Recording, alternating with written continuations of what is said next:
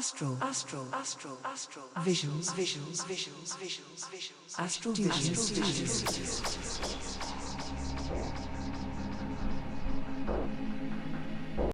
What's up, everyone? This is Todd from the Todd Christopher Podcast.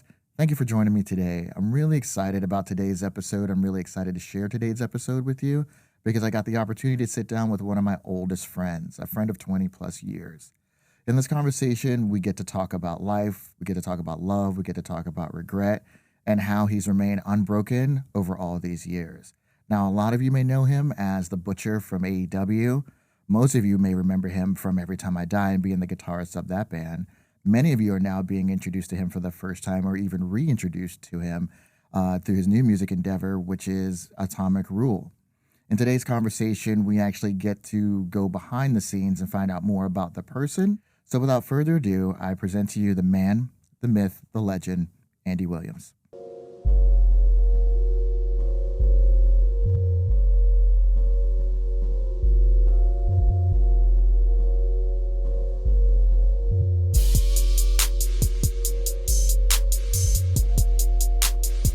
Alrighty, Andy, welcome. Thank you so much for joining me today. I greatly appreciate it.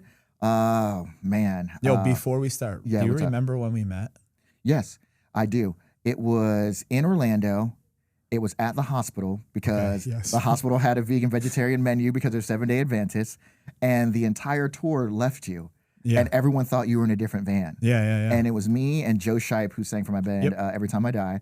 And we just started nerding out about wrestling. Yeah. Yeah, and then at that point we realized that no one was there to take you home. Take you back to the hotel. Yeah. So we had to. So you hopped in the car with me, and then we just continued to talk. And then I took you. I remember the hotel was on the right, and it was like one of those sketchy strip hotels, whatever the case would be. And it was like 99, 2000. 99, 2000. Yeah. So over 20 plus years of friendship right here. That's crazy. Which is wild. Yeah. But I'm super stoked because so much has happened over the past 20 years. Yeah. Right. From AEW to Every Time I Die, now to Atomic Rule. Yeah. We're going to get to all that, right? Okay. So one of the things that I want to do is I kind of want to touch into the man behind those roles that we talked about, so wrestler and guitarist. Yeah, right? yeah. So I know you very well, obviously, but for the folks that don't know you, who was Andy Williams before the success of Every Time I Die and before the wrestling? What was childhood like? How'd you get into music? Let's talk about that real quick. The crazy thing is, like, I started going to therapy in like right after E-Tid broke up. Really? Okay. And like I needed it. You know what I mean? It was just one of those things. And the main thing was like, remember the therapist at the time asking me like, all right, who are you without a guitar and who are you without a wrestling ring? And I was just like, dude, I was 19 when I started Every Time I Die. And like, I wasn't who I am now. Like I wasn't even close. Correct. You know? And like, it's so funny because who I am now is like drastically different from that person. Right. You know? And at that time, before Every Time I Die, it was just kind of like, I don't know. I don't want to use the word groom.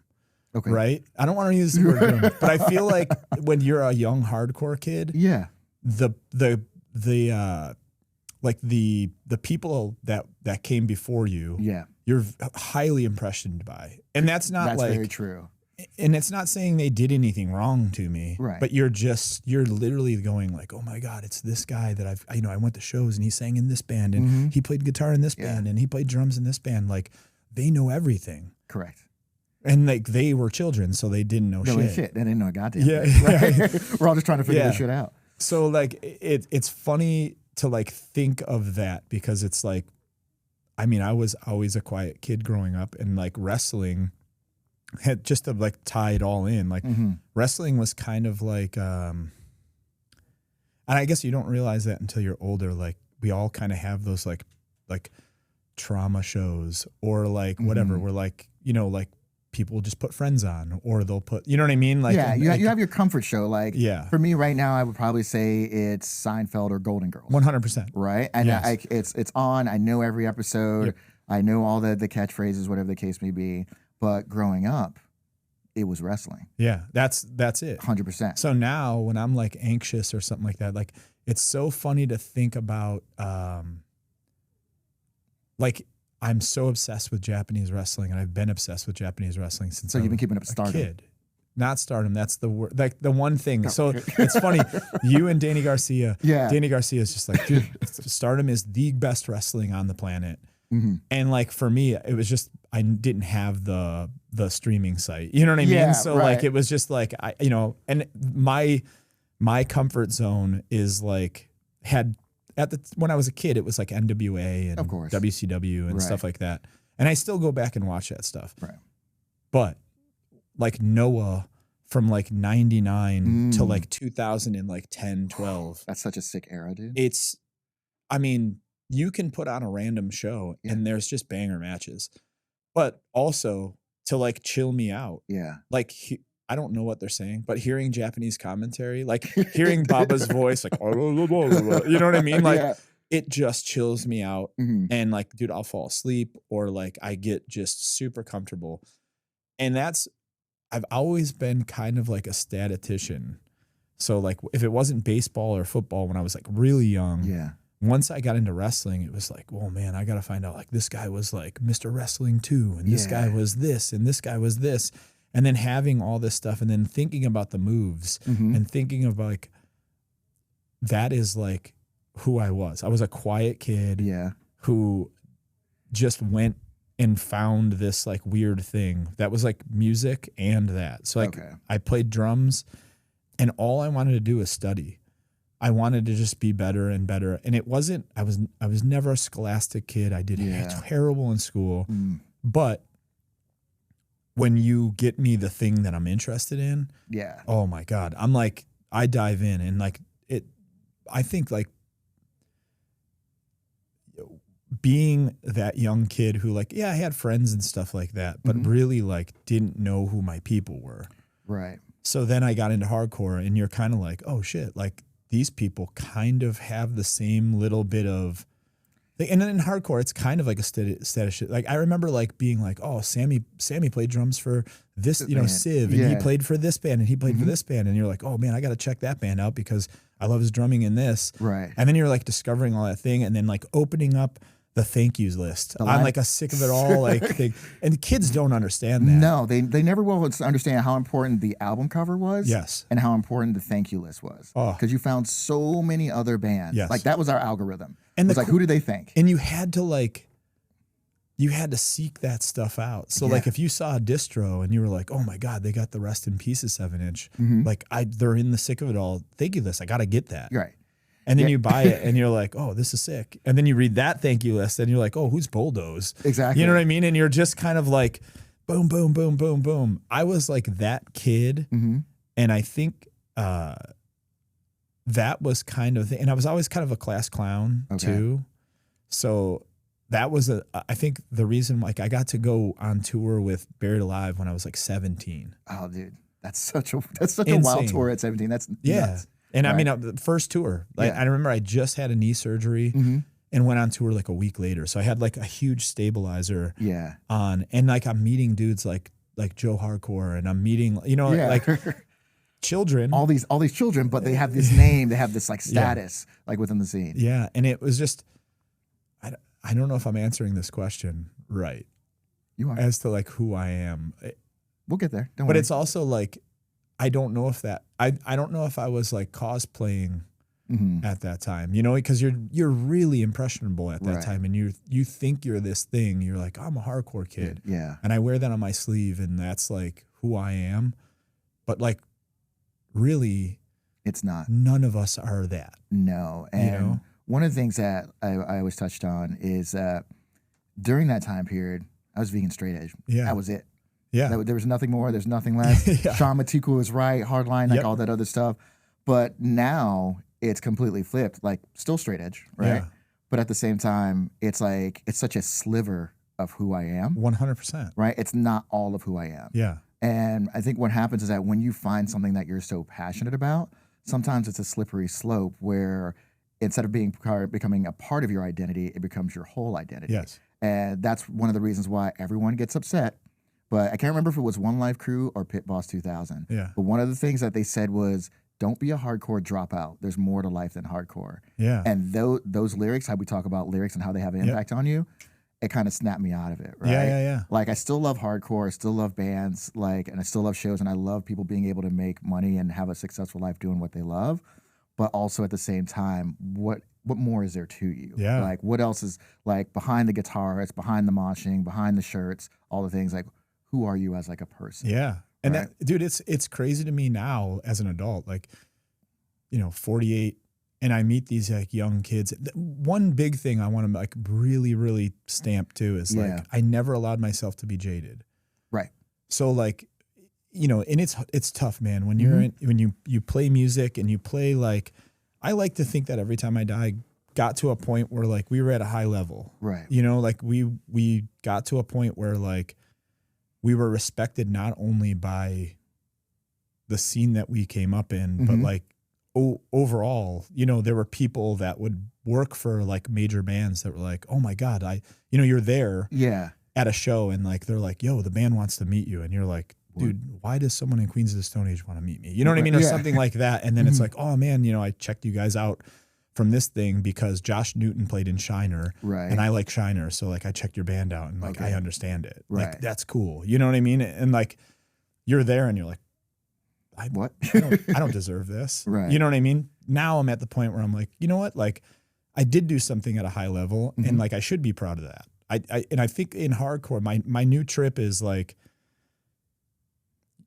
when we're impressionable and we're growing up, hardcore really doesn't set you up for like a positive future. No. It says born to lose. Yeah. You know what I mean? Like Wasted youth. Yes, Like, yeah, dude. No you one's know? just like, hey man, No you're gonna be redeeming social value. Yes, Like yeah. shit like And that. Yeah. That's the funny thing is like, yeah, that served me at that time because I was young and probably felt that. Yeah. Like the first punk hardcore record I heard was My War by Black Flag. Okay. And like hearing that guy, the lyrics of My War. Yeah. I remember hearing that and going like, this is me, dude. Like, this is how I feel. And like being like, okay, I'm going to dive headfirst into this because like someone is speaking to me directly. Yeah. And then you go, it serves you for that time. And I needed that at that time because like knowing that I wasn't alone and like someone like Henry Rollins saying that, you're like, oh, me and him are like, I feel like if I met that guy, I could have a conversation with him. Right. And that's the one amazing part about hardcore. Again, like we were just talking about, like we wouldn't have met each other had we not talked about Bolt Thrower. Exactly. And like music got us there. And like, then it's like, oh, I have a lifelong friend. Yeah. You know what I mean? Yeah. Like it's amazing how that thing, but then also like to give you credit, man, there was always more to Todd. And I always saw that. And there's other hardcore dudes. I don't see that shit. It's just like this, you wrapped your identity into this and there's nothing else, dude. And it's like, I can only talk to that person this much. Right. Because they're not going to ask me how my family is. They're not going to ask me, you know what I mean? Yeah. It's just like, and like, it's not going to go any deeper. It's very surface driven, like a very surface, sure. like it's almost like a single serving friendship, like when you're on a plane. yeah. And that like, this sounds so like that I'm not like, I still love hard. Again, going back to Jaded, I listen to everything. So every single Friday when albums drop, I go to the gym, I put all that stuff on, I save every single record that comes out that week. And while I'm working out, boom, I listen to 3 songs. And I go, wow, this is fucking awesome. Right. And I can go away and I can listen to like a weird band like Carmen Jaka, this band from Sweden that's like kind of genty. Yeah. And go like, oh, this is just like yacht rock for gent kids. You know? And like there's way more to this band. They're so cool. Right. But like also like if you said Andy Williams from Every Time I Die likes this Carmen Jaka band, like you'd go, yeah, right. Yeah, right. Like what? And it's like, well, no, I'm not jaded enough. I can look at it subjectively and go like, what they're doing is very cool.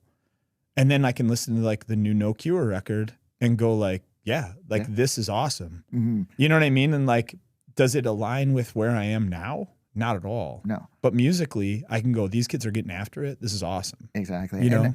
And I wonder if it's the ones that we used to, because there were so many people that used to go so gung-ho about it, right? And this was 100% their identity. It's a situation of is it like a burnout? Did they like max out that opportunity? What is it that you feel that makes them jaded? I think it's I think it's honestly, I think getting out of a comfort zone is very, very, it's very scary Yeah. to a lot of people. And like, I think the older you get, the more you realize that like getting in that zone, getting in that headspace of being uncomfortable and like getting out of your comfort zone. I mean, dude, like, you know, there's questions you sent me where I'm just like, yeah, dude, this is a tough subject, but it's also like, that is what makes me stronger and like makes me want to move on in the future is like getting in that like funky zone and going like, oh, I got this. Like, you know what I mean? And like getting through it. I think a lot of like people stay in that fishbowl because it's safe. You know, even if it's not, dude, that's the scary part, man. We have friends who still do stupid shit and put themselves in danger, horrible positions that are our age. Yeah. And you're like, why? Yeah, dude, it doesn't have to be like that. You can literally lead, like, this is one thing in AEW, which was always fun for me, is like a few of the refs hear me say it. So anytime you understand that you play a character, right? Like the character of the Butcher is not Andy. Right. I get to go play a comic book character and like, which is pretty fantastic. Do that. It's great. Yeah. So when I get in the ring every single time, whether it's an indie show or I'm wrestling in front of arena or I'm on TV, the first thing I do when I get through the ropes, I say, hello, work. And then the minute I'm done, I say, goodbye, work. Because that guy has to stay there. I can't bring that guy home. I can't bring that guy to the back because when I'm back there and Jerry Lynn's like, hey, bud, like, let's talk about this. Like what you did out there. Like, why did you do this? Why did you do this? And they're giving you like, you have like this, Andy has to listen to that. Correct. Not the Butcher. Yeah. Because the Butcher's going to respond to that completely differently. 100%. Yeah. And it was always weird because in wrestling, like a lot of those dudes, the character is who they are. Well, yeah, you start living your gimmick. Yeah, dude. You know, like we were talking about Ric Flair earlier. Yeah. Right. And even with Hulk Hogan, it's a situation for me. I get psychology of wrestling. I understand wrestling. So I don't like Terry Bollea. Right? Yeah. But I love Hulk Hogan. Yes. From Hollywood Hulk Hogan. I don't like faces, but Hollywood Hulk Hogan. Yeah. Right. So, but I get that. But a lot of people, because they get the two conflated. Yeah. Right. And so now you're like, Hulk Hogan is Hulk Hogan regardless of what he does. Yeah. Yeah. And like, that's the thing is like, I'm sure there's probably aspects in my life where like Hana wishes that character would come out. Yeah. Because Andy's sometimes can be a little soft spoken and he doesn't stand up for himself as much as he should or set a boundary or something like that. But the Butcher character would set a boundary and he would, you know what I mean? Yeah. Like that. And I'm sure there's probably and that's another thing where like, you know, when you add a part of your life where now you have a second brain who thinks completely different than you do. You know, she's a spreadsheet and I'm fucking alphabet soup. Yeah. You know what I mean? And like perspective comes in and it's like, yo, would your character let you do that? Right. Like, no, because that still is a part of me. Like I came up with that character. Right. But also it's like when I walk into a room, any other room, fireworks don't go off and like a crowd doesn't cheer for me. Yeah, right. You know what I mean? Like I'm lucky my dogs come to the door when I walk in the door. They you give know you that I mean? look and they're like, oh, all right. Yeah. And like, that's the perspective of like, and I think same thing with hardcore. It's like when, you know, we have a bunch of friends who are in bands and then that band breaks up and they're still talking about that band 12 years later. And it's like, dude, you guys were just a band for 2 years. Right. It's not who you are. And the thing that sucks is everyone feeds your brain because you're, you know, guy from said band. Yeah. And it's like, really, man? Because like it was 12 years ago. Like, right. If you're really that same guy, like that band would have kept going. But you're not. Yeah. And that's why the band broke up. Right. So we're gonna stop right here. We're gonna actually dial it back a little bit. One of the things I want to touch on is that is very popular, I would say, or very common, I should say. It's you need to acknowledge the situation, understand it, learn from it, and then move on. Yeah. But a lot of people end up they acknowledge it, but then they wallow in it. Yeah. Right. And so then it's like 2 years, 3 years, 4 years, 12 years. Yep. And they're still talking about the same old band. Yeah. Right. And that's the mentality that's that cycle that you have to break. Yeah. Which comes through the work of therapy, working on yourself and knowing exactly who you are and what you want. But a lot of people are closed off to that. Like, I'm not going to have a therapist tell me who I am. And it's like, maybe you do. Maybe you actually need it. Yeah, maybe you need that perspective. It's been one of the best things that I've done. And I've been Yep. seeing a therapist for like 5 or 6 years and just kind of just doing the work, Yeah. you know, and it's put me in a completely different place and it's changed my complete trajectory of life over the past few years. But I wanted to step back a little bit. Yeah. Every Time I Die, Yeah. successful, Warped Tour, big shows, tour. Before the success was guaranteed, what is it about that band that made you continue on with it? When we were sleeping on floors, sleeping in sketchy motels, you know, making a couple dollars, what is it that really kept you going to see that through? I mean, for me, I can't speak for the other guys, but for me, it was just the pride. Like I always say this, man, if I could like bottle, you know, that whole gimmick where people say like, oh man, if I could bottle this feeling. Yeah, right. There's something about finishing a song. Yeah. When you're in a room and like you've been just plugging away at it and you're like, you finish a song, the feeling when you finally all play it together and everything is right. Yeah. It is, you've created something sonically that someone can literally put in their ears and go like, I like this or I don't like this. You can elicit a feeling. Right. And that's the most incredible thing. Then you get to like go perform it in front of a crowd. And like, I think when I was younger, you're just feeling that high of like, well, I got to go tomorrow. And then I got to go tomorrow. And then I got to go tomorrow. And then I got to go tomorrow. And then tour's over. Yeah. And it just kind of like I don't think you understand that you're building something at that time. Right. You know what I mean? And then when you get older, you realize like, oh, wait a second. Like I've been building this thing the whole time. And like, this is my little baby. Yeah. And that's kind of it. Like you have this thing that you won finally. And it's kind of sad. Again, this is all the work. Right. The one thing that like gives you worth is like something you've built and then you get to real time like gratification from it. It's not like, you know, building a fence. Yeah. You know what I mean? Like where you got to go out there and, you have to build a fence because like you have 2 dogs and you don't want them to get out. Yeah. Neighbors complaining, etc. And then you get done and it's just like, okay, that's done. That's cool. And now my dogs get to enjoy it. Right. You know, and like that's cool at the same time, but it's not like there's not a crowd there going like, oh yeah, come on, get that next one, get that next one, right. you know? Play that one song. Or, Yeah. Play that one riff. Right. So it's I think it's like more just the nurturing of like the music. And it's always been about the art for me. Right. And I've had conversations, I'm not going to name names, but I've had conversations with people that are like and I think this will kind of like answer that question. Yeah, for sure. That don't understand when every time that I broke up, it was like, you guys got to keep going. You got to keep going. And like having the conversation was like, hey dude, you look at music a completely different way. Right. The art is done. Like, you know, like we had a great run and it's done. Right. And now it's time to just make another piece of art. Create more art. Yeah. And like, that's the thing now. I mean, I got the chance to like do something for 25 years. That was amazing. I'm super, super proud of. Which a very small percentage of people get to do. 100%. Yeah. Dude, that's the craziest thing is like it went on for 25 years, right? Yeah. But now I get this like clean slate and I don't have to do the same thing. No. You know what I mean? Like Right. that was the thing. And it took me a little bit to kind of understand that because it was like, you know, the dudes were doing Better Lovers and I had a place in that band. Right. You know, they were like, let's do this together. And it was just like, I don't want to keep going on what we were doing. I would like to just clean the slate, figure out a new sound. Right. Because there's more to all of us and we can That's move very forward. true.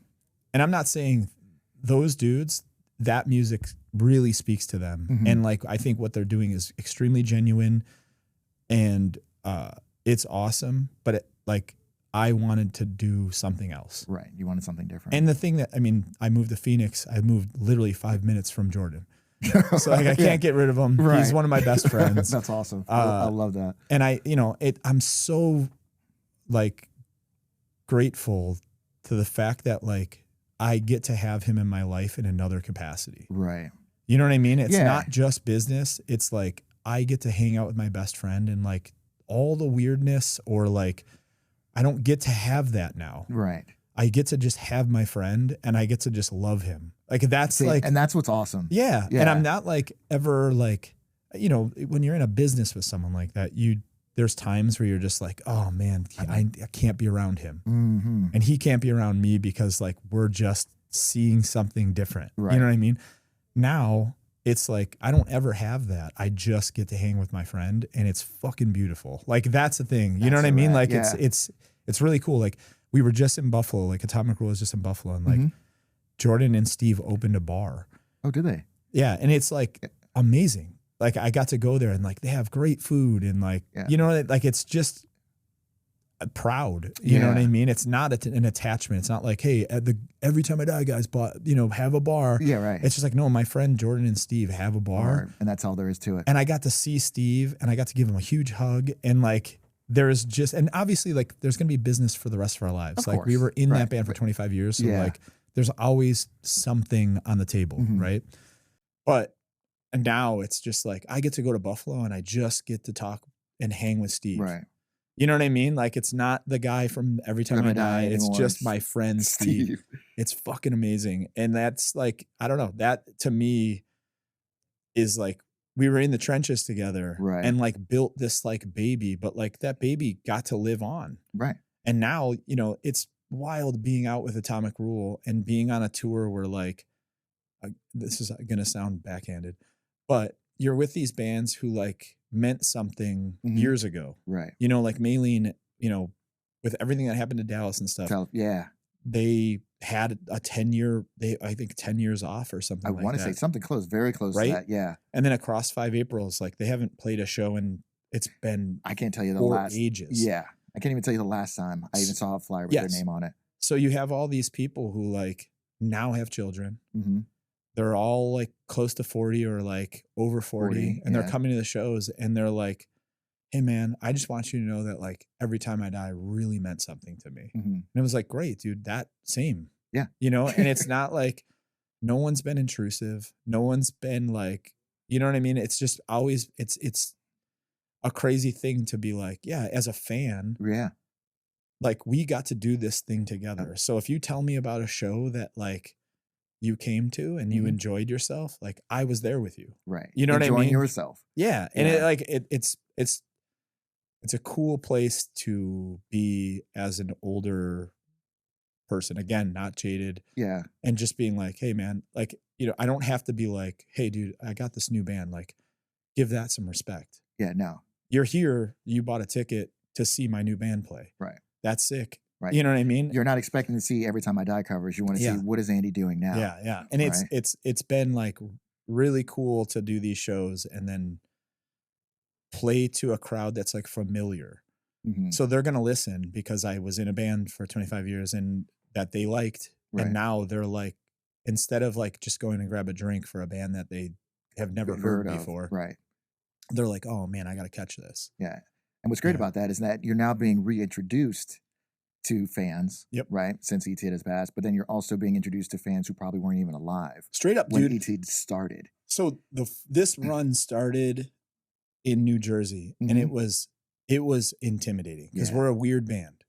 Like Atomic Rule is like me and Travis started this band, and it was a similar situation. Like once Every Time I broke up, I just kind of put all my attention to wrestling. Yeah, and I was just waiting for the muse, right? Like, you know, to be able to pick up my instrument again and be like, okay, what do I want to do? Right. And Travis kind of was going through the same situation with Eternal Sleep, where like Eternal Sleep broke up and he was like, I don't know if I want to play music anymore. So he just started like a painting business, and he's like a super successful like painter, you know what I mean? Like house painter. And you know, I was like writing riffs and I just kept sending riffs. I was like, I think we can do something with this, but it's an odd band. Right. It's not a moshy band. It's not like, you know, all of our music kind of takes you on like a journey. A journey. Yeah, that's it. And that's I mean, one of the things I've noticed. Every Time I Die kind of did that or whatever. Obviously, like I was a main writer in the band. So like I always kind of took people on journeys in my songs anyways. But it's like with this, it's not a mosh band. And we got put on a show with like Elijah, whatever. Yeah. Which is just like straight up just breakdowns, right? Yes. Yeah. And like all these bands on the show are all just like beat down bands and then us. and we're playing this like after party for Hellfest. Okay. And the whole time I'm just like, oh man, we're playing New Jersey, which like New Jersey, they're a different cut of people. Yes, 110%. You know what I mean? Yeah. And it's like, I don't know if they're going to get it, you know? And we got on stage, dude. And like you know, we like a lot of the same music. Yeah. So you've probably been to shows recently. This being on a stage and seeing it, not being in a crowd and watching a band is like completely different because there were kids in front of me. Yeah. Kids. Like little children. And dude, like right now, like I got a cul-de-sac on my head right now. I look like Robert Duvall, you know, and you don't know, like when I was a kid, when I saw like older dudes on stage, I don't know if I had not respect for them, but just kind of like, why are you still doing like this? Old guy, yeah, you know. And then when you get pummeled by like an old guy, you're like, oh fuck, yeah, I get it, you know, right? Got to get after it. But these kids were so young and so just they're just hungry for music, and they want to just learn and like receptive and like, you know what I mean? Like it made me feel like when I first started going to shows, and I want, again, the statistician in me is like, fuck man, like who are these guys? What bands did they play in before? Because what they're doing is different than anything I heard today. But like, they're here giving it, like they're giving 100%, and I can see they're giving 100%. And these kids, no one walked away. People were like pitting for us. It was wild. Like, it was just weird. But they were celebrating, stage diving, like to a band that like is very not that. It was just, I don't know, man. I'm like so excited about how hungry kids are nowadays, and the fact that like, I think as an older adult, you kind of look at these kids and you're like, man, they're all, you know, their heads are in the phone, and like, but they're not though. Like they're really not. Like they want like physical copies of like things. And when I started this band, I was like, we're not putting anything physical out. We're just sticking with streaming because that's where kids are. Correct. But they're not. They want records. They want CDs. They want the physical copy to read and like actually find out who you are, what you are. And it's all, dude, there were like 4 girls in front of me that were probably like 17 years old that dressed like MCR fans from like 2003. That's wild. It like melted my brain, dude. Right? Like it just was like I'm trying to process where that right am now. I right now? Yeah. like what time warp did we step in before we got on stage? And it made me so happy to like, I don't know. I think right now I'm just in this like positive head trip where I don't see things negative like other people do now. And I'm trying not to like be negative, and like I just want people to see their worth, and like especially these kids like now, like you have a microphone and you're there, and these kids are impressionable, and like they're gonna listen to the shit you say into a microphone. That is 100% fact. And like we did something I always try to say, you'll hear me say it tonight, where it's just like, hey, you can believe in whatever you want. Like if you believe in God, that's cool, man. That's your trip. Yep. If you want to be straight edge, you can be straight edge. If you want to be that, but first you got to think about yourself. Yeah. Like you're first. And if you ain't there and you don't love yourself, you ain't going to be able to give anything to anyone else. Exactly. And that is the most important thing. And I think, to go back to the question of like who I am outside of that, is like, I always want to build my friends up. I always want to build people up. And that has always been my like biggest strength and probably my biggest weakness. Being that rising tide that lifts all the ships. Yeah. And that was, you know, my role in Every Time I Die was always to just, when things were funky, I tried to just stay down the middle and be like, hey guys, like this is, the importance is like we're driving forward. And like, if we're doing this, we're not driving forward. You know, and I think that's kind of always been who I was. And it's a little bit of people pleasing, you know, again, it's like going back to like, you got to campaign a little bit, you know, you realize like, oh man, I give too much. My cup is full. You know what I mean? And like, sometimes I'm at full capacity and I'm giving people, I'm spilling over, and that doesn't help anything. Well, and one of the things I learned from therapy, it's that being that person, it's kind of, I equate it to being the lighthouse. Right. You're guiding all the ships in. You're guiding whether they're broken, whether they need a little bit of assistance. You're guiding all the ships in, right? And you're stoic in the face of the storm. But at some point in time, that lighthouse needs a lighthouse attendant Yeah, to dude. keep that lamp on, Yeah. to clear out the cobwebs. Yeah. Right. Yeah. And you and I taking that role, like at some point, You always were, man. we have to be, appreciate that. We have to be Yeah. able to crumble for someone else to like help us build back up. Yeah. You know? Yeah. And it's, and you don't realize that until sometimes it's too late. Yeah. And that's, again, to give you like some props. It was always like you go through different areas and it's stagnant. Like sometimes tour is just motion, right? You're just, and you get to that point where like you get a couple of tough drives, get a breakdown or, something like that. And it just kind of like, it starts kind of eating away your will and you're like, oh man, what are we doing? You know what I mean? And then like you get to see a friend like you. And it was always like, man, I get to hang with Todd tonight and I get to like see him smile. I know he's never going to hit me with like some sort of like negative bullshit. Never.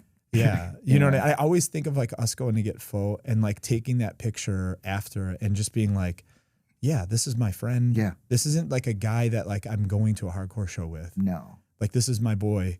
And like I said, like and I have numerous friends like that always kind of like charge my battery. Yeah. And that was you always were a person that like charged my battery. And like, awesome. Just so you know that. Yeah. Yeah. I appreciate that. So let's switch gears a little bit, right? So knowing you for a long time, right? I remember the days when you were a runner for ECW and you're picking up Sabu and Sandman from the airport and all those things. And wrestling was the goal at that point, but you were plagued with a lot of injuries. So when you got the call from AEW at that point, have you already given up on the dream of being a professional wrestler? Because I know you started doing the indie circuits and then you got picked up by AEW, but how did that transition work? And what did that feel like when Tony, I'm assuming it was Tony, right? Was like, hey man, I want you on my roster. Like, take me through that. So there was, this is really funny. And like Bill Carr, if you're watching this, you son of a bitch.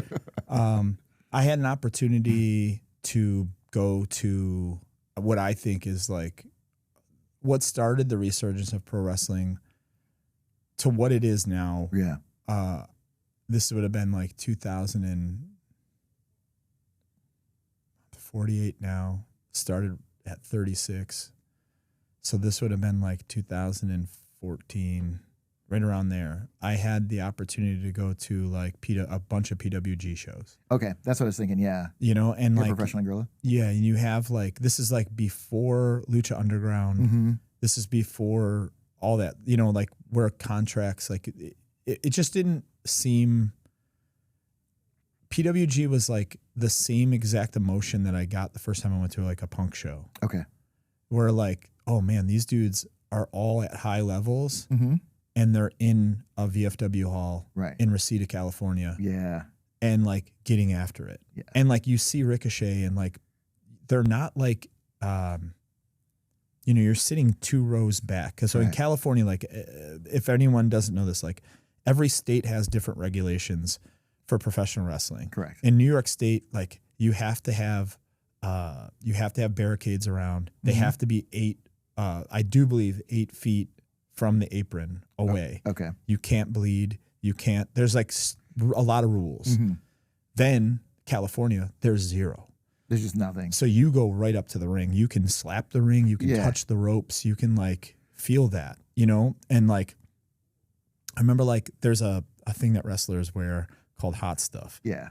And it smells like cinnamon. And what it does is it's like an oil that you put on, but it also kind of gets you heated up because it's got niacin in it. Okay, gotcha.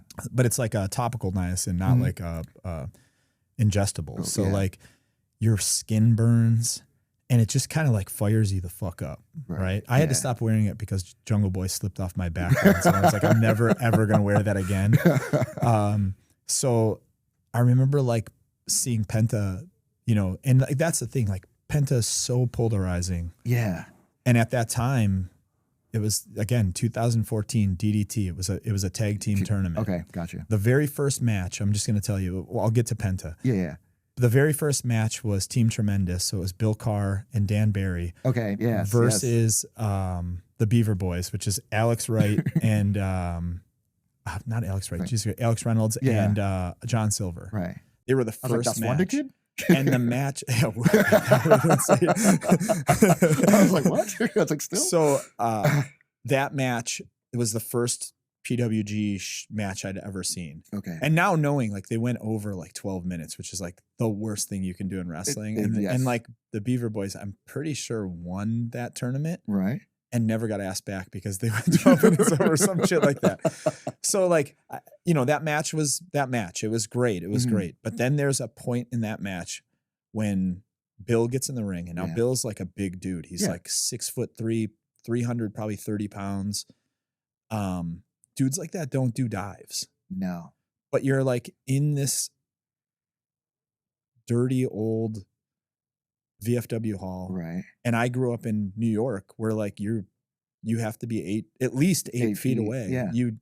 They can talk in there, and they can, it's just a different, it's not as like in your face. And then you're in California, and like Bill, when he stood in the middle of the ring, when he hit the ropes, like the turnbuckle actually like clinked. Oh shit. It was like clink. Yeah. And then he did a dive, like did a flip dive on top of everybody on the outside.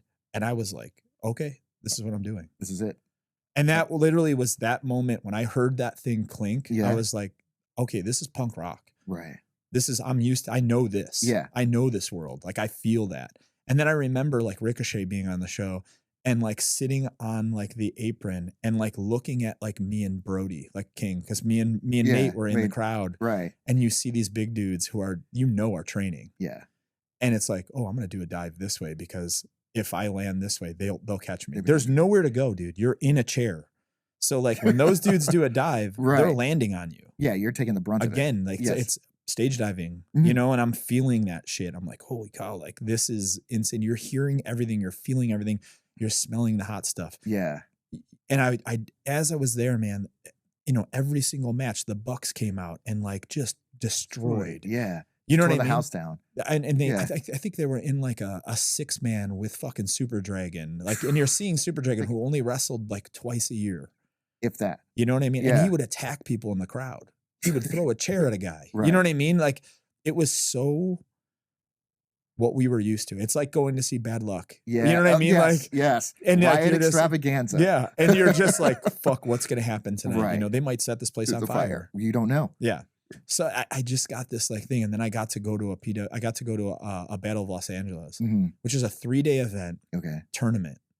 And they always have like secret guests that show up. And like, that's kind of like Battle of Los Angeles was anyone who it was like always the last match before they got signed to WWE or TNA or like when Lucha Underground started coming out. You know what I mean? Like, yeah. So now you're seeing these people, you're never going to see them like this again. Well, in your head. In your head, yeah. You're never going to see these people like that again. And I was just like, okay, I have to like, and at the time I just wanted to like bump for the boys. Yeah. And like there was a school in Buffalo, and I just didn't have the aspirations of ever like making a living. Right. And it's not that I didn't like see that I could do it. Right. You hadn't given up on the dream yet. It's just, I just wanted to wrestle. You just wanted to wrestle. That was pretty much it. Okay. And I was happy because I had Every Time I Die, and it was like, this is fine. Like I can do this, and then I can do this on the weekend, and like, this is fun. Yeah. And it was like my trainer, who's the Blade, my partner. Journeyman. He goes, I was doing spots. Yeah. And it would be like, and I wore exactly what I wore on stage. So I wanted like Every Time I Die fans to be like, oh, that guitar player, I like literally just beat the shit out of the guy, So, and it was always the same thing, like, oh, you're going to get in the ring. Our big heel's going to come out. Oh, you want to be a wrestler. They're going to have like a fake guitar. And then you're going to choke slam them. The culmination was always like a choke slam, which like is, it's a typical big guy move. Yeah. Right. So I was doing that spot a bunch, and it was fine. It was cool. And then Jesse was like, dude, if you want to be looked at as like an actual wrestler, just look like a wrestler. Right. And that's when like I had to come up with like the Butcher character, and it was all Ben Richards from Running Man. Running Man, yeah. Yeah. So the Butcher of Bakersfield.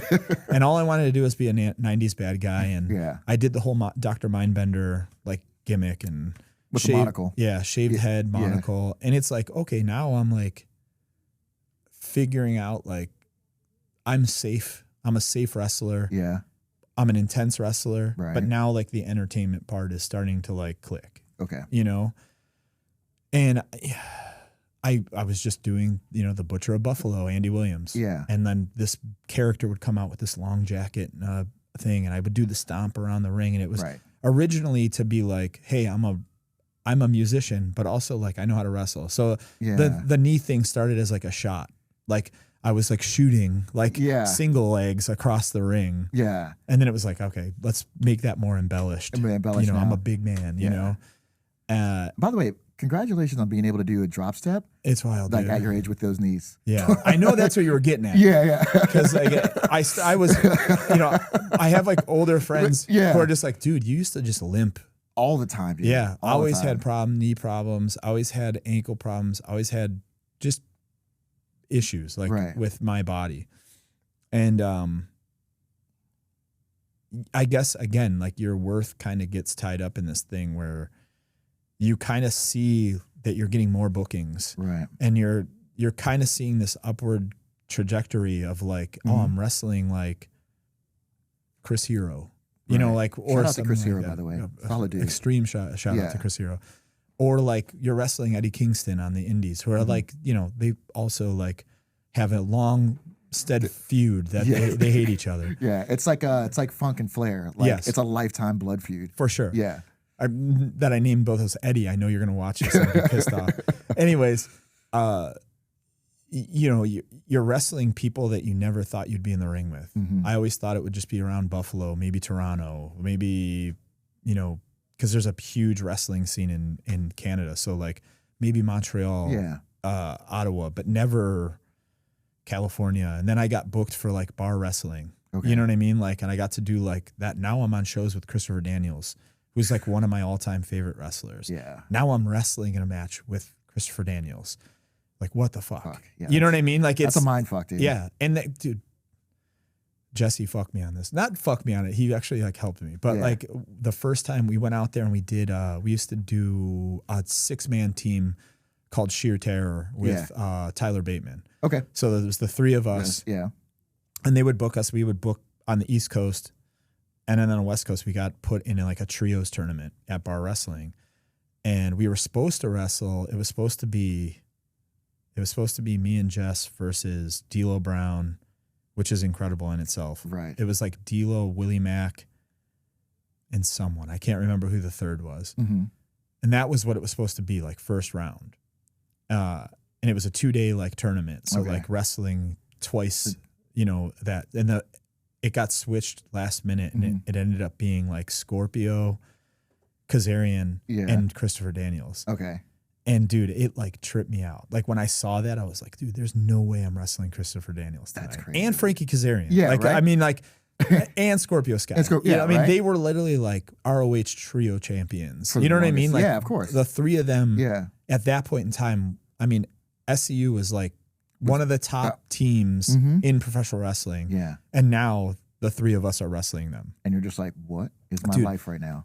And I remember like, this is just a side story. Yeah. Christopher Daniels and me and him have to have a spot where he hits me with something, then he goes to the top rope and hits me with like a shoulder tackle off the top rope or whatever. And the way he explained it was like, no, just keep your back turned to me so it gives me time to get on the top rope. Right. And like he missed a step. So my back is turned, and as soon as I turned around, dude, he was just flying at me, and his head hit my nose. Oof. And I remember being like, and I like powdered the outside. I'm on the ground, and I'm like, oh my God, like that hit me so hard. And I look up, and I just see blood all over him, and I'm like, I'm not bleeding though. And then I'm in my head, I'm like, oh my God, I just hurt Christopher Daniels. Right. I just hurt Christopher Daniels. And this is like, it's so funny. This is one of the first matches that Hannah got to see me wrestle. Okay. Because it was in LA. Right. And we just started like dating at that time. We might have been a year in at that time. Yeah, okay. So still pretty fresh. Pretty fresh. Right. So, and I remember the way the venue was like, there was a stage on the back half where they did like the announcing. And then people could be in seats here, people could be in seats here, and then there was a bleacher here, and Hannah was like right in the middle of the bleachers. And one of the last spots is like, I charge Christopher Daniels. He low bridges the rope or whatever like that. And I go to the outside or whatever, like over the top rope, whatever. But like, he didn't do this on purpose, but like he let go of the rope and it hit me directly in the balls. Oof. And I thought my dick came out. Like, You thought, you're like, this is it. As I'm flipping over, but I'm also like, I know Hana's there. Yeah. And like, I'm like, dude, my dick was for sure just out. Like that rope had moved everything and my dick was just flailing as I'm like flipping over the top rope. So the first thing I said to her, I was like, did my dick come out? And she's like, no, you were good. Because it straight up felt like it. Right. That's my Christopher Daniels. Like, but that was like the time when like we really started getting attention. Yeah. And we got booked to do C4 Wrestling in Ottawa. Does this amazing show every year called Fighting Back, and it's a charity show for breast cancer. Oh, that's awesome. And it's unfucking real, dude. Yeah. The crowd shows up for it because they know the severity of what it is. Mm-hmm. And then this is like right around the time when like AEW had just done that first press conference. Okay. Where like Pac is the only person in his gear. Yeah. And it was like really weird. Like everyone else is wearing suits and then he walks out in his little underwear and he's just like scary, like bastard Pac. It's almost as if someone ribbed him. Yeah. And it was just like, but we're gonna wear our gear for sure. Oh, we'll get to Pac at some point in time in this interview because he's a fascinating dude. So that was a show where like Cody was on the show. Okay. And QT was there and Darby was on. I think we teamed with Darby. I think it was like me and Jess and Darby versus oh man, I can't even remember. Maybe like there's this amazing tag team from they finally can get in the States. Okay. They got kind of blackballed from the States for a little bit, called TDT, which means Tabernacle Team, which means the fucking team. The fucking team. In French. Right. And they're just like these lumberjack guys that they're like Attitude Era wrestlers. And we've literally had like an 8-year feud with them. We've wrestled them so many times. We just had like a dog collar match with them. Oh, sick. In Ottawa, and it was unreal. Right. So this is like 3 weeks ago. And we're there and like, you know, Cody and QT come up to us and they're just like, hey man, like, would you guys ever want to do this thing? The thing, right? And we were just like, because at that point, AEW was still kind of just an idea after was All In in Vegas. Yeah. Yeah, because that was going on during the same time as the Lucha convention out in Vegas. Yes. Right. Yeah. And they didn't say like, hey, we're interested in you. They just want to know more about us. Got you. Which is really rad.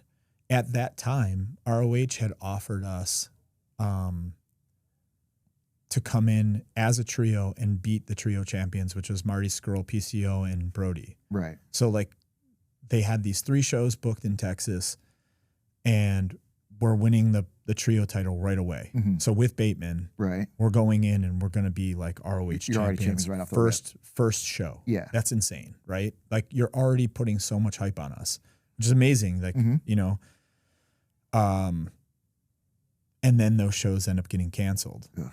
And I remember talking to Jesse and I was like, dude, this is bad, dude. Yeah. Like if these shows are getting canceled, like I don't really feel comfortable like signing a contract and like I don't think we should do this. Right. But you're talking to a guy who's literally spent 20 years building his wrestling career. Yeah. And it hurt his feelings. He was like, man, you're taking this from me. And I'm like, dude, just please trust me on this. Yeah. It's not good, man. You trusted your gut. For sure. Yeah. And it's like, if they're canceling shows, it's not a good sign. Mm-hmm. And I don't know what the place was in there. It's not like me saying anything negative about it. It's just like, and it happened. Mm-hmm. You know what I mean? Yeah, like those shows were an indication that where the company was going. We held out, and I remember it was like a week and a half after, and I remember working out, and Hannah was like doing cardio at the time. She was like on an elliptical or like running or something like that on a treadmill, and I get the call, and I'm just like, it's Cody, and he says, hey, like, would you guys be interested in like having a conversation? Sick. And I like was like, oh, can you be in Chicago this Wednesday? And I'm like, oh my God, I have to go to Hana. And I'm like, hey, like, I think AEW is going to like pick us up. Like, this is nuts. And like, I'm going to interrupt you here real quickly. Yeah. Let's stay here for a second. Right? Okay, please. You got a phone call from Dusty Rhodes' son. Yeah. You got a phone call from Cody fucking Rhodes. Yeah, dude. Like the American Dream's offspring Yeah. called you directly. Yeah. Like for me, being a wrestling fan from like the days of territories and going to Robart Sports Arena in Sarasota Yeah. and seeing Dusty and Flair and Funk and all them, like that blows my mind Straight up. beyond human comprehension. Yeah. So I just had to like For sure. put that into perspective. And that's the thing. I mean, there's, you know, Cody's like one of those people that like, I have nothing negative to say about Cody. Right. Because he always will tell you exactly what he wants out of you. And that is something that's amazing. Like Yeah. it's, and there's times where like, it's not about me. Mm-hmm. It's about him. Yeah. You know, and he'll tell you, he's like, hey, today I'm going to be selfish. Like this is setting up a bigger story than who you guys are. Correct. And like being given that role, you're kind of like, well, fuck yeah, man. Like I'm a part of this guy's art. Right. Where he's now like, I'm just a stroke Mm-hmm. in his like on his canvas. masterpiece. Yeah. You know, and at the time him and MJF were in this like feud Mm-hmm. and, you know, like MJF's hiring us to like jump him and Yeah. you know what I mean? And like, Yeah. I remember that. it's a really cool thing because like, you know, looking at like this guy's version of what he's trying to create, like a Mona Lisa or a Starry Nights, Yeah. I'm a couple of those strokes in there. You know what I mean? And that's fucking so rad. huge. That's so amazing. But But you got the call. You had to tell Hannah like, hey, I got to bounce. yeah. And she, Yeah. you know, of course, like she's literally the most like supportive, like partner a human being could have. And that's important You know? to have, dude. Big time. Yeah. So, of course, and she comes with me, you know what I mean? Like, Yeah. you know, and we got to be there. And like the other part of this is like, I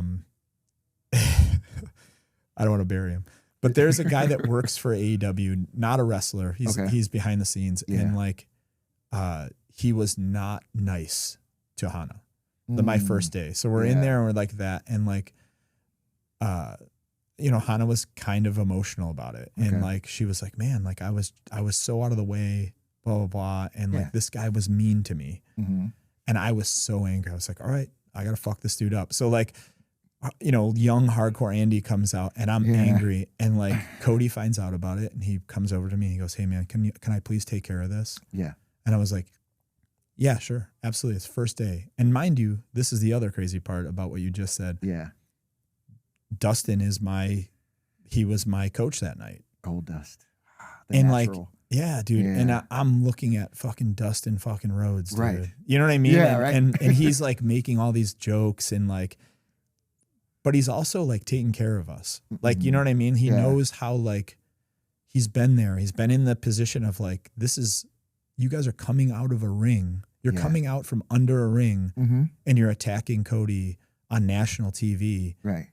Like we kind of have to not baby, but we have to like kind of like, we can't throw too much we can't overwhelm these guys before this. You know, we Right. want the act to be good. And he like did a really good job of like mitigating our nerves, Mm-hmm. which was extremely, again, like Yeah. I can't say anything negative about those two because they've always been there Right. for us. The transparency, being a support yeah. system, all the things that a lot of us lacked like growing up to put us on the right path. Yeah. Yeah. And it was cool to like kind of be coddled a little bit Mm-hmm. in this position. And again, I was coming at it from a punk rock thing. I was like, I'm going to wrestle just in VFW halls and Right. just, I'm cool with like the biggest crowd I'm going to wrestle in front of is 600 people. Right. Maybe I'll get on a show where there's like 1,000 people at it. Like one of like the smaller independents, like big show of the year, you know what I Yeah. mean? Or something like that. And you don't really have the, it's such like a first time thing that you don't know how you're going to react to it, Right. you know? And it was, nerve wracking. I can imagine. Like, first of all, like Yeah. nerve wracking. And of course, like I had my person there, you know what I mean? I had Yeah. my like support system there. So Mhm. if I was feeling a little anxious, Hannah's very good at like saying the right things to like Right. get my brain straight, you Okay. know? And like I said, we had that little rough patch. Apologies got said, Mm-hmm. everything like that. It was fine. And now it's like, okay, I got to like work. Now I have to like get in the mind frame of like, I have to go out there and be a killer. Yeah. And it's just, it was so wild, like being in my gear, and then like it comes like this. Like that's the thing people don't understand is like, even though you're there all day, like we had to take pictures, we had to like, we're now a part of a storyline. Right. So they need like things for like graphics and, like promotional material. Yeah. And you're kind of just doing this thing. And then it feels like 15 minutes passed. You're there for 4 hours, but like now it's like you have to get loaded up.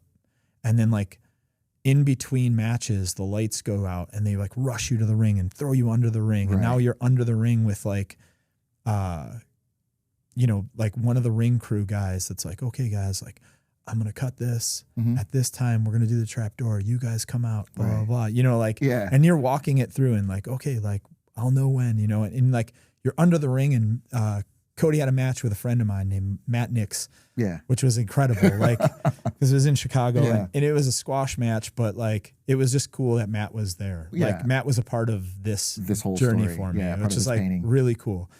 And you're hearing bumps. So it's like, boom, boom, boom. And like, oh, that must've been Crossroads. You know what I mean? Like you're hearing like, Cody's, you're hearing Cody's like move set. Right. And boom. And it's like, you hear the crowd go 1, 2, 3, boom, ding, ding, ding, And then I think he grabbed the mic or something like that, maybe said some stuff. And there's like there's a tag, boom, we're coming on a thing. We attack Cody. Right. Boom, hit the thing. Now we're like in the ring. No one knows who the fuck we are. Right. You know what I mean? Like the crowd literally was like, who are these guys? Yeah. Right. And then you're in the back and like fucking Billy Gunn standing there, who is like, you guys don't even realize he's Thanos, dude. He literally is 6'6" and like 280 and has a better body than anyone even remotely from 20 to 65 or wherever, however old he is. Sorry, I'm pretty sure, is he single digits body fat? Like when I watch him work out, I'm just like, it's insane. It's nuts, dude. And he just has like this scowl, old man. This is like old man Billy, right? Not Billy Gunn, smoking guns, like smiling and fucking whatever.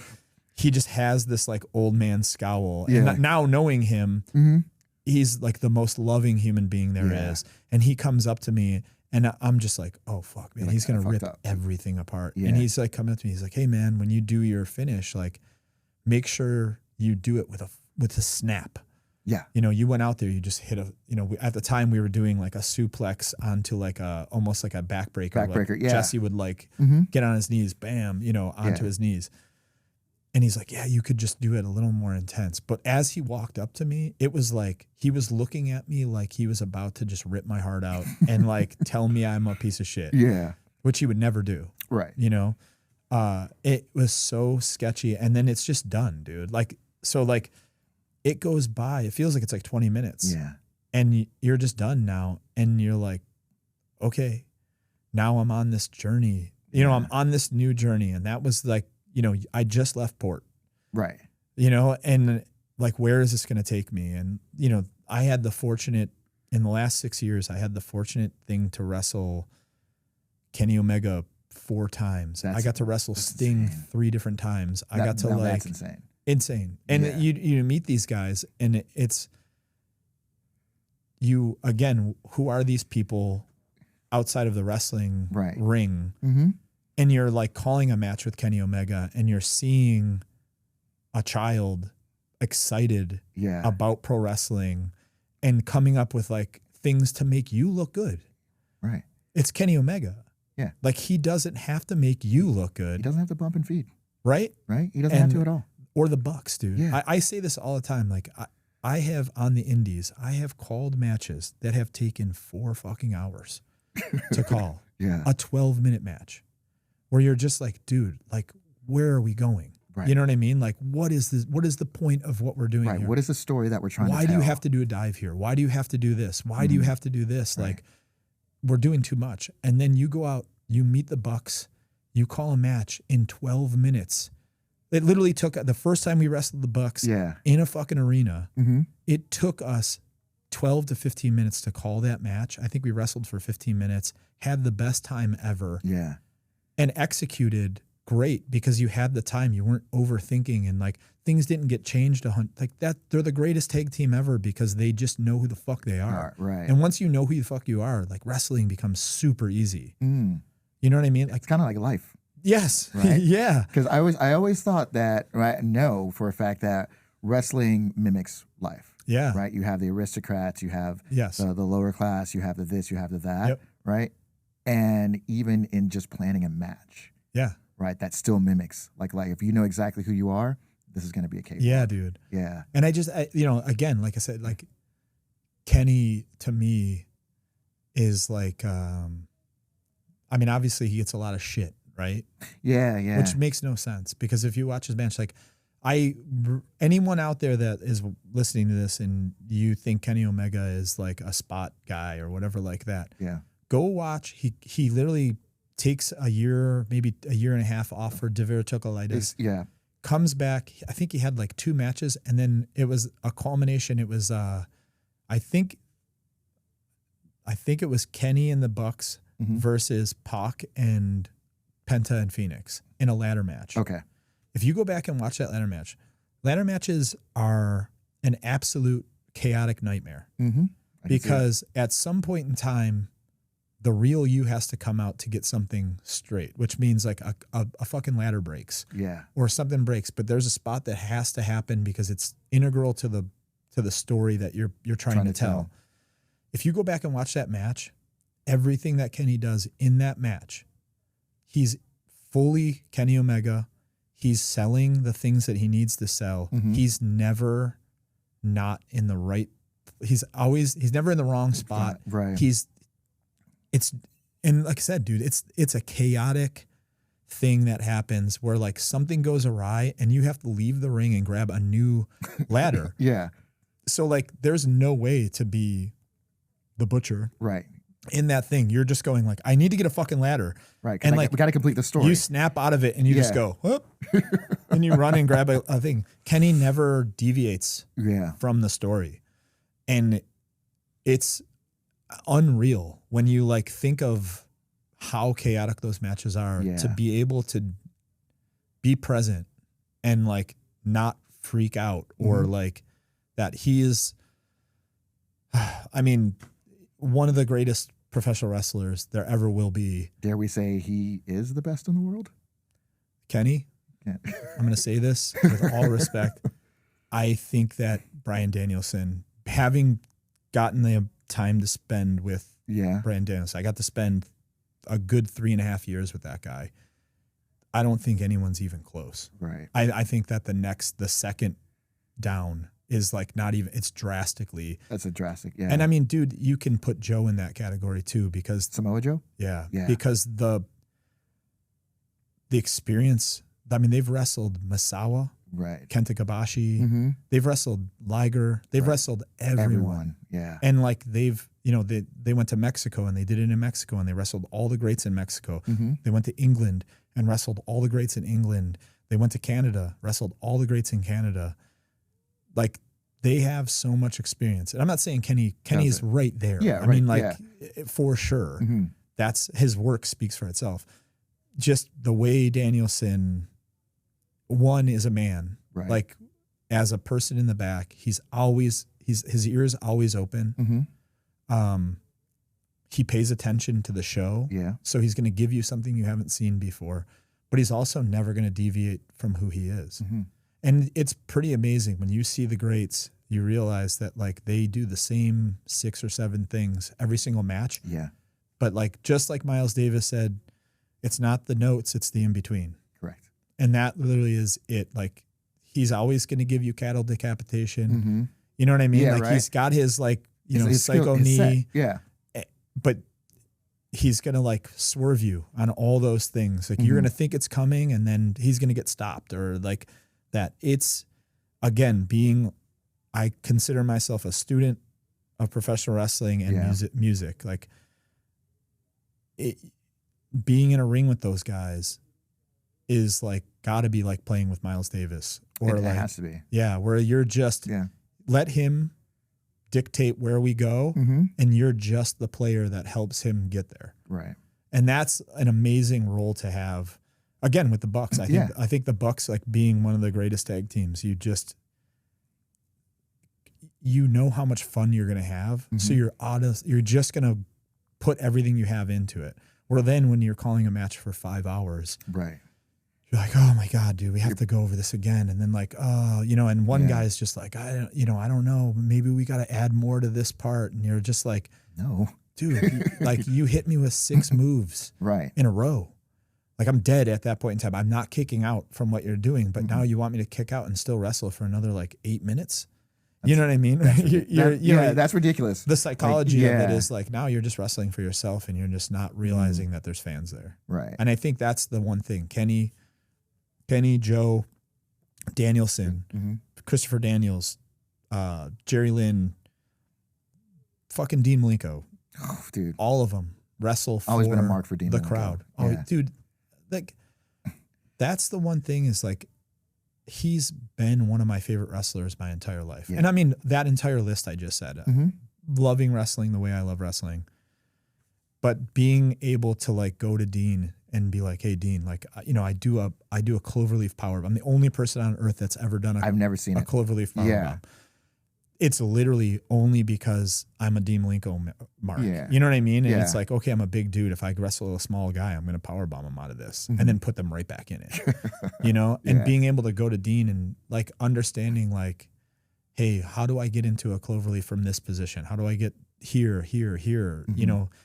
And a lot of guys don't use those guys. That's the crazy thing is like, That's wild to me. don't pull these guys aside and they're like, oh man, I'm really stuck on this thing. Like, how can I get from this point to that point? Arn Anderson, dude, I got to like, I got to wrestle as a babyface on the indies before AEW. When AEW, I was a heel. You've been a heel the entire my time. entire time. Right. So like, I had to learn how to become a heel very quickly. And I was having trouble with like being a big guy and understanding when I should go down, when I should be up, when I should like freak out, all this shit. And like Arn kind of like, all those dudes still have it. Yeah. They just physically can't do it. And Arn like pulled his phone out and like pretended it was like a wrestling ring. And he's like, oh man, you know, when you're a heel and you're in a shine, you can bump, you just got to get the fuck up. Right. You know, and he's like kind of walking me through things and like telling me like matches to watch. Like, oh, I was a heel at this time. Like, watch how I shine up a baby face. Correct. Dude, from Arn Anderson. Like, you know what I mean, that's dude? insane to me. And what's so wild is that you mentioned that no one really picks these brains. Like for me personally, like I love wrestling. I would say I'm a student of wrestling myself, probably not to your level. But one of the things with me, it's that I'm always going back to the days of the territories. Yeah. So I'm always going back to like Bruiser Brody, RIP Bruiser Brody. Yeah. Was the anniversary yesterday. man. But I'm all, because Bruiser Brody is my favorite wrestler of all time. Right. So I'm always going back to like those matches. Like the one match that you sent me with Bruiser Brody and Dick Murdoch in Japan. Oh my God, dude. And they're both wrestling so stiff. Yeah. And then Bruiser just slides out. He goes into the crowd. The fans just scatter. Yeah. Right. And he's just standing on a chair hustling for like 5 or 6 And they're minutes. hustling with him. Yeah. And that crowd did do that. Right. Like, you know what I mean? Like, that's just power.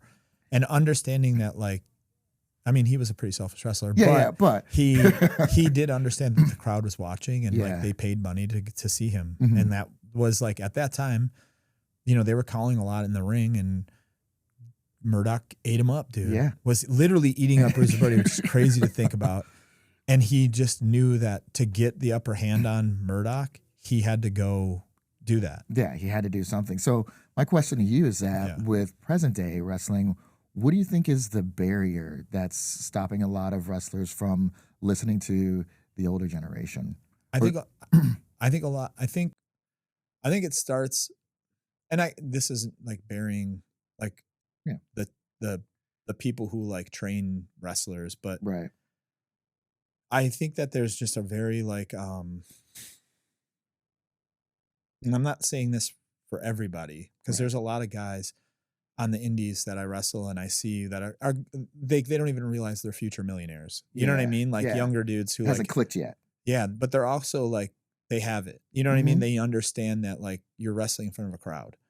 And the crowd is like the most important thing. And dude, this is just in music in general too. Like music, like I'm not up there playing guitar because I can fucking go home and play guitar all night. And you know, it's rad is like Hannah will always think what I'm playing on the guitar is awesome.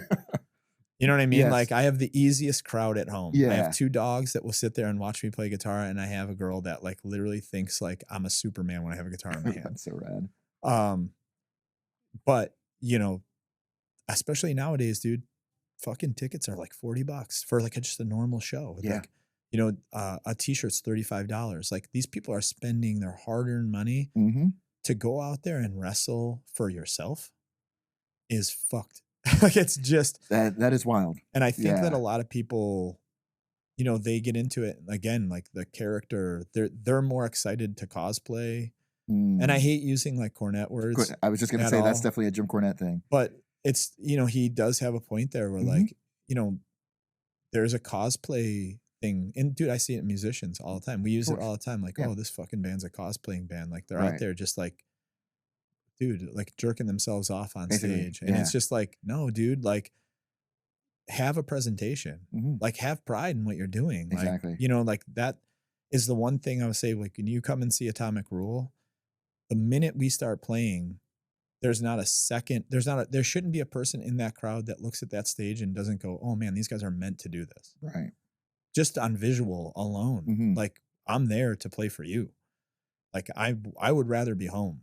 Right. You know what I mean? Where like it's easy. I would love to play guitar in front of Hannah and that's it. If I Yeah. could get paid just to play guitar in front of Hannah, Done that deal. would be amazing. Mhm. But no, dude, you paid hard-earned money. You're gonna spend money on a fucking t-shirt and stuff like that. Like I want to make sure that you have the best fucking time. And that's goes to wrestling too. It's Yeah. like, you know, and I think once you kind of understand, it took me a while. You Right. know what I mean? Yeah. Like I'm concentrating on moves and I'm concentrating on this shit. And again, like moves are just moves. Right. You need the story and you need Yeah. psychology. It's behind here, it. man. Like, Yeah. you know what I mean? And like, I think someone said it was Jerry Lynn. I did this like convoluted fucking thing where like I'm just too many moving parts. I'm hitting ropes and I'm doing Yeah. this thing or whatever. And then it just ended with a shoulder tackle. And he goes in the back and he goes, why didn't you just shoulder tackle? And I was like, well, I wanted to like make people think that I'm athletic. And it's like, no one here wants to see the butcher be athletic. They Mhm. want to see you just fuck people up. Correct. And I was like, okay, that makes sense, you know? And I think that now it's like, I think with the internet, Mm-hmm. again, you get instant gratification and like, Yeah. you're not just getting it from the crowd, but now that clip's going out there and you know, people are like, oh man, did you see what this guy right. did? Mhm. Did you see what this guy did? Like, oh, and you know, then you're getting like, oh man, I got 6,000 views on this yeah. thing and I got this and like that. And it's like, yeah, dude, but like, what was the story? Right. And who's going to remember that? Yeah, right. You know, as time goes on. Yeah. And I remember there was this really funny, like, AEW has Blake Christian. Yeah. And he's amazing, dude. He's unreal, has a great mind for wrestling. And I don't know if you remember, like the reason why we all knew about Blake Christian is because he like stuck to a wall. Oh, Do you remember that at like a GCW show? Yeah. And yeah. it was like, that got like so many views and stuff like that. It was amazing. Yeah. This thing, but like now, like I had to like think of a viral clip Yeah. that I could like, you know what I mean? Like Mhm. that's okay. Like, remember that no one remembers it now because he's telling stories. Right. You know what I mean? And like now, like he's a part of a tag team that every single week he gets to tell a story and we get to see how amazing he is as a wrestler. And like, yeah, he has that in his back pocket. Right. So if it ever happens again, he can do that and everyone will be like, oh shit, remember remember when he that. did Yeah, that? right. You know what I mean? That's cool. Mhm. Again, though, he's wrestling for the fans now.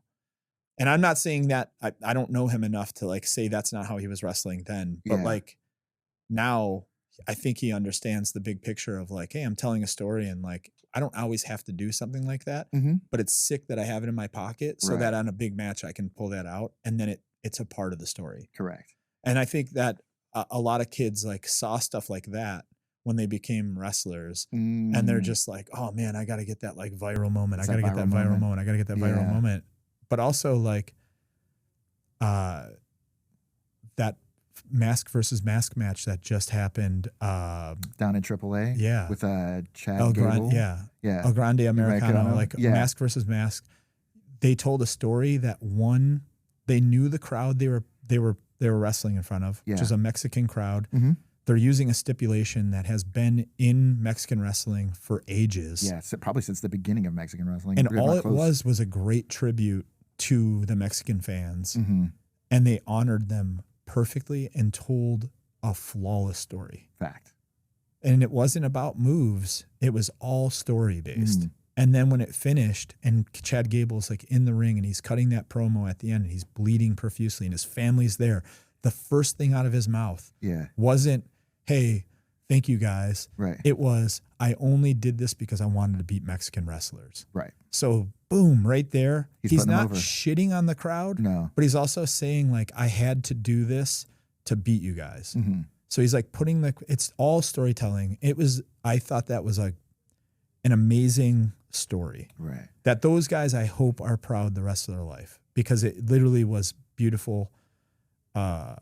And I mean, you have Taker and you have Pete Dunne. Right. You know what I mean? Like, Yeah. Agent Ling. And like, How could you go wrong? exactly. Yeah. I thought that was like a beautiful piece of art that they like had done. And they wrestled for the crowd Mm-hmm. once 100% specifically for that crowd. Right. I thought that was like, that's what wrestling is.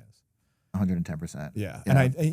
And I hope that like younger wrestlers watched that and went like, damn, I want to do that I one want. day. Yeah, I want that. Like not the viral moment, but I want that moment where I get to like pay tribute to a crowd that really wanted that story and I got to do it. Right.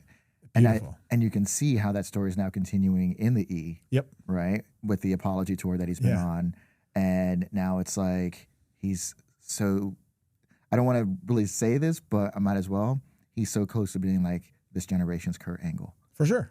which is an amazing Yeah. like accolade to Yeah. have in your like back And again, pocket. before it seemed like he was cosplaying Kurt that. Angle. And Right. now it's like, no, he really is. He's that good. Yeah. He's fucking that good. Mm-hmm. And dude, Ludwig Kaiser, you gotta Yep. give him props. Yeah. The Mexican people literally took to him. And Mhm. now he's an actual like character in the Mexican like ethos of what wrestling is. Yeah. It literally did nothing but positive things for pro wrestling. I thought that was like really cool. Awesome.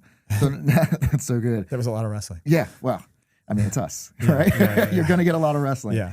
So let me ask you this. So now we've talked about Every Time I Die. Yeah. We've talked about wrestling, and now we talked about Atomic Rule and everything. If you and I, so there was a point, I can't remember if it was when because we're super close in age. Like I'll be Yeah. 48 in October. Yeah. I can't remember if it's when we both turned 30 or we both turned 40, but you were on a tour bus, Yeah. right? And it was for Warped Tour, Okay. and you were texting me. Okay. Right. And it was the day of your birthday because I was like, hey, I always hit you up every Yeah, year on your yeah, birthday yeah, and on yeah. Christmas Yes. without fail. That and Wrestle Kingdom. Yes. Always Wrestle Kingdom. Oh, yeah. Always at the stream. Wrestle Yeah. Kingdom stream.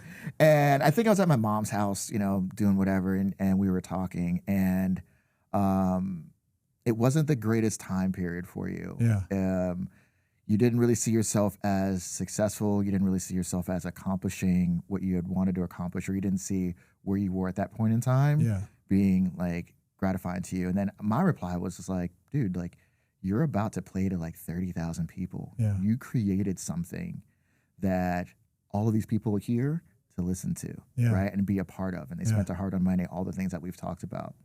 If I were to go back that day Yeah. and tell you about everything that has happened since that day, so with ETID, Yeah. Atomic Rule, AEW, your love life, all that stuff, what of those things would you have considered to be, what would you call bullshit on if we had that conversation that day when you were in your bunk? I think it was probably repetition Yeah. at that point. And I think that sometimes like tour in general can get away from you because it can kind of feel like Groundhog's Day sometimes. Yeah.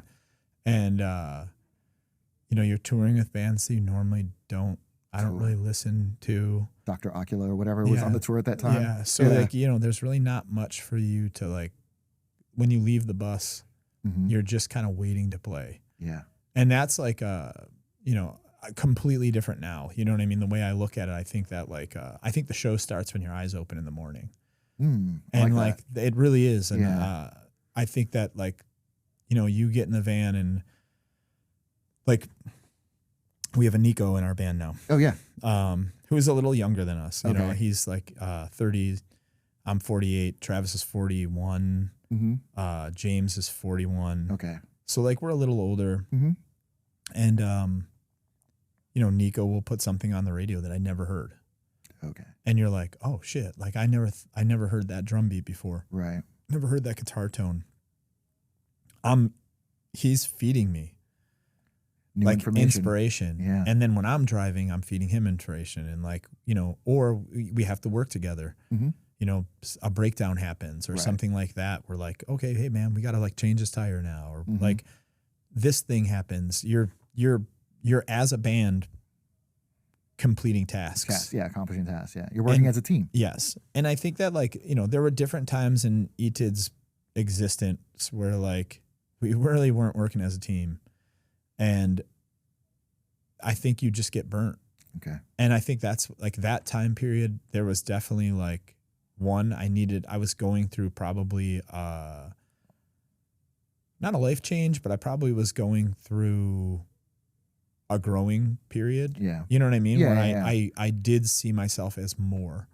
Mm-hmm. And you know, when you kind of get in those doldrums of like repetition, you're like, am I though? Yeah. Because it doesn't feel like I'm moving forward at all. It feels like I'm just going to be playing Warped Tour the rest of my life. Yeah, gotcha. Which I did. Right. And as great as Warped Tour is, like Yeah. too much of a good thing. Yeah. Especially if you're looking to evolve and looking to grow. Yeah. You feel that you're kind of stuck Yeah. in this box. Yeah. And it's like, you know, is it going to get any better than this? Right. You know, and like, how much longer can I do this Mm-hmm. for? Right. And I mean, there was multiple times in 25 years where you're kind of like, oh man, I should have stayed in college, or like you know what I mean? Like, yeah. just something like that. And I think it was just a matter of, like I said, it just that repetition sometimes can really get you. Mm-hmm. And I think now I have a better way to like get through that stuff. And like, honestly, to go back to therapy, like yeah. when you don't have the thing anymore, Mm-hmm. you realize that like you just put your entire identity into that thing. Right. And that might have been going through a moment where I was like, man, is this me? Mhm. Like, is this really me? Like what I'm doing? Am I really just the guitar player of every time? And now I'm to look back at that. Yeah. There was like a couple points in time where like something would happen and I realized I was just giving up. And it was just like, okay, cool, dude. I'm only a guitar player and that's it. So you settled. Yeah. That And was it's it. just like that. And then, dude, that erodes you. And that's probably it. And dude, again, like looking back, fortunate to have someone to give me a perspective. Mm-hmm. You know what I mean? And like now to like look back at that, I mean, there's so many times Yeah. where that happened. And like, you know, even on that last ETID run, like I was kind of going through that where it's Right. like, hey, you know, I don't know if I want to put up with this shit anymore. Yeah. You know, You like get to a point. You get to a I breaking got point. more and like I finally could set the boundary of like, I'm going to go explore that, Mhm. you know? So would that Andy have believed everything that has happened if I went back and told him? Yeah. I mean, he would have been like, oh, wait a second. What? Like, you're telling me I'm going to be wrestling? Like, wait a second. Claudio's going to give me a giant spin at the Forum Yeah, right? in LA? Like, that's, you know, again, like it's, man, I'm so fucking fortunate, man. Yeah. I'm so grateful and so fortunate to have this like weird creative brain that I got dealt with where I had that moment of like, man, you love wrestling Yeah. and you got to like go do it. And not only got to do it, you got to do it at like the highest level. Right. Like I would tell my mom. There's zero chance that guy then would be like, yeah, right, dude. Yeah, I would tell my mom, I was like, that's my boy Andy. Yeah, yeah. And I was like, that's my dude Andy every Wednesday. Yeah. Right. I was like, and my dad, you know, my dad's been watching wrestling Yeah. forever. He used to take us to what was it, in Sarasota, it's Robart Sports Arena, Bayfront Center, Tamara, Oh, yeah. every Tuesday. That's right. awesome. So dude. I mean, you know, going and watching like Blackjack Mulligan. Okay. You know, watching Yeah. like the Wyndhams. Yep. And watching like the Sheep Herders before they became the Bushwhackers. Yeah, yeah. You know, meeting Kevin Sullivan by the popcorn maker That's at the Good insane. Stetson stand and stuff like that.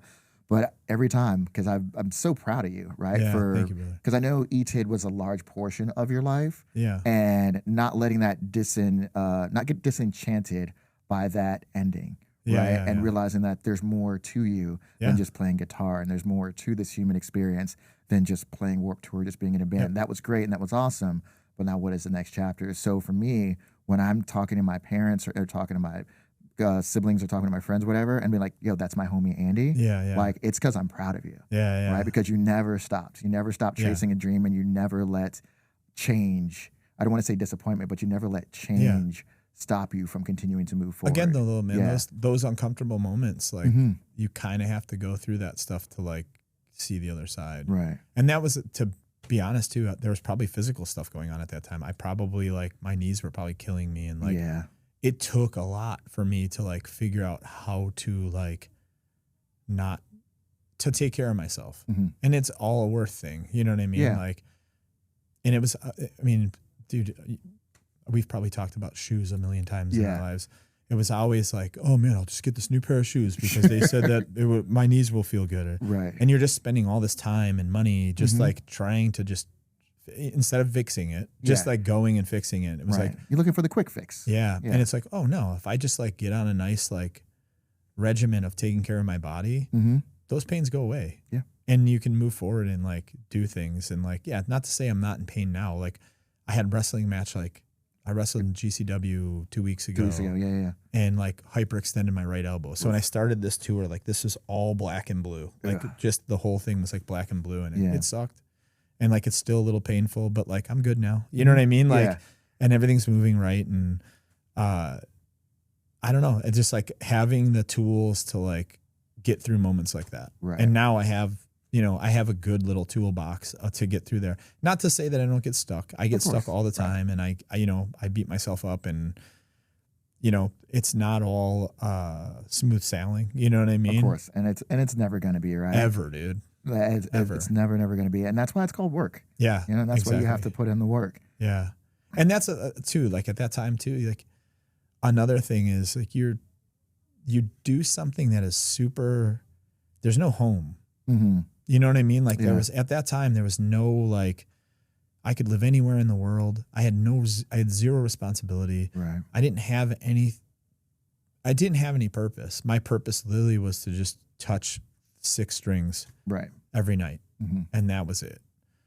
And I think like it was starting to kind of creep on me. Like the other dudes in the band had chicks, Yeah. had like wives and had like a home. They had something to go home to. And I just Right. didn't have something to go home to. And like, again, fortunate enough that like in late 2017, Yeah. man, I got to meet Hannah and have home. You know what I mean? Like I saw like, hey, like I have a person to come home to now. Yeah. And like that will always miss me no matter what we're going through. Right. She's always going to be there. And that is like insane. And that's something that like I say to her all the time. Like I never, when we go to therapy, like together, Mm-hmm. it's like, I never had this in my cards. Right. This was never, not that I wasn't comfortable with it. It was just not something I saw. Right. I didn't see a future with another person. Mm-hmm. You know what I mean? Yeah. And it's like, it's funny because like you kind of like trick yourself into thinking that, no, this is just what I'm going to do. You know what I mean? I'm not going to have this person and like, okay, cool. Whatever. I got friends at home. Yeah. And then you meet the person. It literally kicks you. Like I'm the first In the face. second I laid eyes on her, dude. Yeah. It literally was just like, oh man, all right. This is now a journey that I'm going on, with this person. And like, it's been awesome, and again, like finally have like a North Star where like this thing you're talking about, that conversation, there was no North Star. No. It was just like, okay, the next tour's coming. Yeah. All right. And I got to do this all over again, and like it's hopefully I get along with someone on that tour, and hopefully there's a band I can listen to, or like, well, cool, I'm going to go back to St. Louis so I can eat at that restaurant that I ate at last time. Yeah, because it was awesome. Yeah. You know what I mean? Like Yeah. the things you kind of look forward to. And that sounds so like ungrateful to the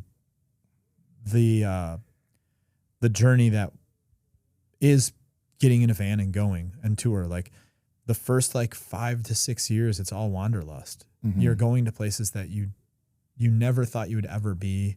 Oh my God. And then like you start going back to those places over and over again. And you like, you know, the same people at the same venue. Yeah. And you're just seeing them again. And like, you're doing the same thing. And it's not that you're like growing. You're just caught in this moment where it's just like, okay, I guess for the rest of my life, I'm just going to play the same venue in this city. Mm-hmm. I'm not going to like upgrade to like the bigger venue and hope I don't downgrade to like the small venue when we first started, you know, like, but hey, this 600 cap venue is my home. Right. You know, and like, it sounds so sad but like at the same time, it's like, man, again, super grateful that I got to have those moments, but you just, I don't know, you get to a point where you do realize that there's so much more. Mm-hmm. And, I don't know, like there's just like so many things that like, dude, Europe always sucked for me. It just always was like, you never see the sun. Yeah. And it's gray and cold. You can only talk to the people that you are on tour with. Mm-hmm. You might be able to have a conversation with someone who kind of knows English a little bit. Yeah. But for the most part, it's lonely. You know what I mean? And that's the thing. And the very last like European tour that Every Time I Die I got to go on, I literally got to bring Hannah with me. Oh, sick. And, you know, she is so like, she loves like planning trips and doing stuff like that. And I've never been like that. I'm terrible at it now. There you go. The spreadsheet. Yeah. I'm terrible at it. You know what I mean? Like terrible at it. It just doesn't cross my mind. Mm-hmm. And, you know, she's like, every morning she'd be like, all right, get up. Come on. We're going to go to this place. And I'm like, yo, we're in Belgium. This sucks. Yeah. Like what? What, you want to go outside? What? And she's like, yeah, I want to go see this like thing, blah, blah, blah. And I'm just like, yeah, but like it sucks. And she's like, well, how do you know? Have you ever seen it? Well, no, but like this place sucks for me. Like every time I've been coming here for 25 years, like it sucks. It sucks for me. There's nothing here. Right. And she's like, that's not true. Like we're going to get in an Uber. We're going to go to this area. And then you go and you're like, oh, fuck. Like, right. You never give yourself the opportunity. Yeah, never. Because I just was like, I got to be at the venue and like, you know, something might happen. So like, I got to be here. Yeah. You know, and like, she just completely opened my mind and I had such a great time touring Europe, but I got to do it with her. Mm-hmm. And, you know, she was like, oh my God, like this, I'm like a rescue. You know what I mean? Like at that point, it's just like, oh, this sucks. I don't want to do it. I don't want to do it. And then she's like, just come with me. Yeah. And then you go and you're like, oh man, I had a great time. Right. You know, it was just, I don't know. She's opened my eyes to like so much different stuff. And again, I don't know, when you're the one guy in the band that doesn't have a place, a person or something like that, it just isn't, you don't think like that. And there's times where you're just like, again, like I'm excited to see my friend Todd. Yeah. Because I know every time I see him, I'm going to get a positive conversation. I'm going to get a great hug. Mm-hmm. We're going to talk about something other than what the fuck I'm doing. Yeah.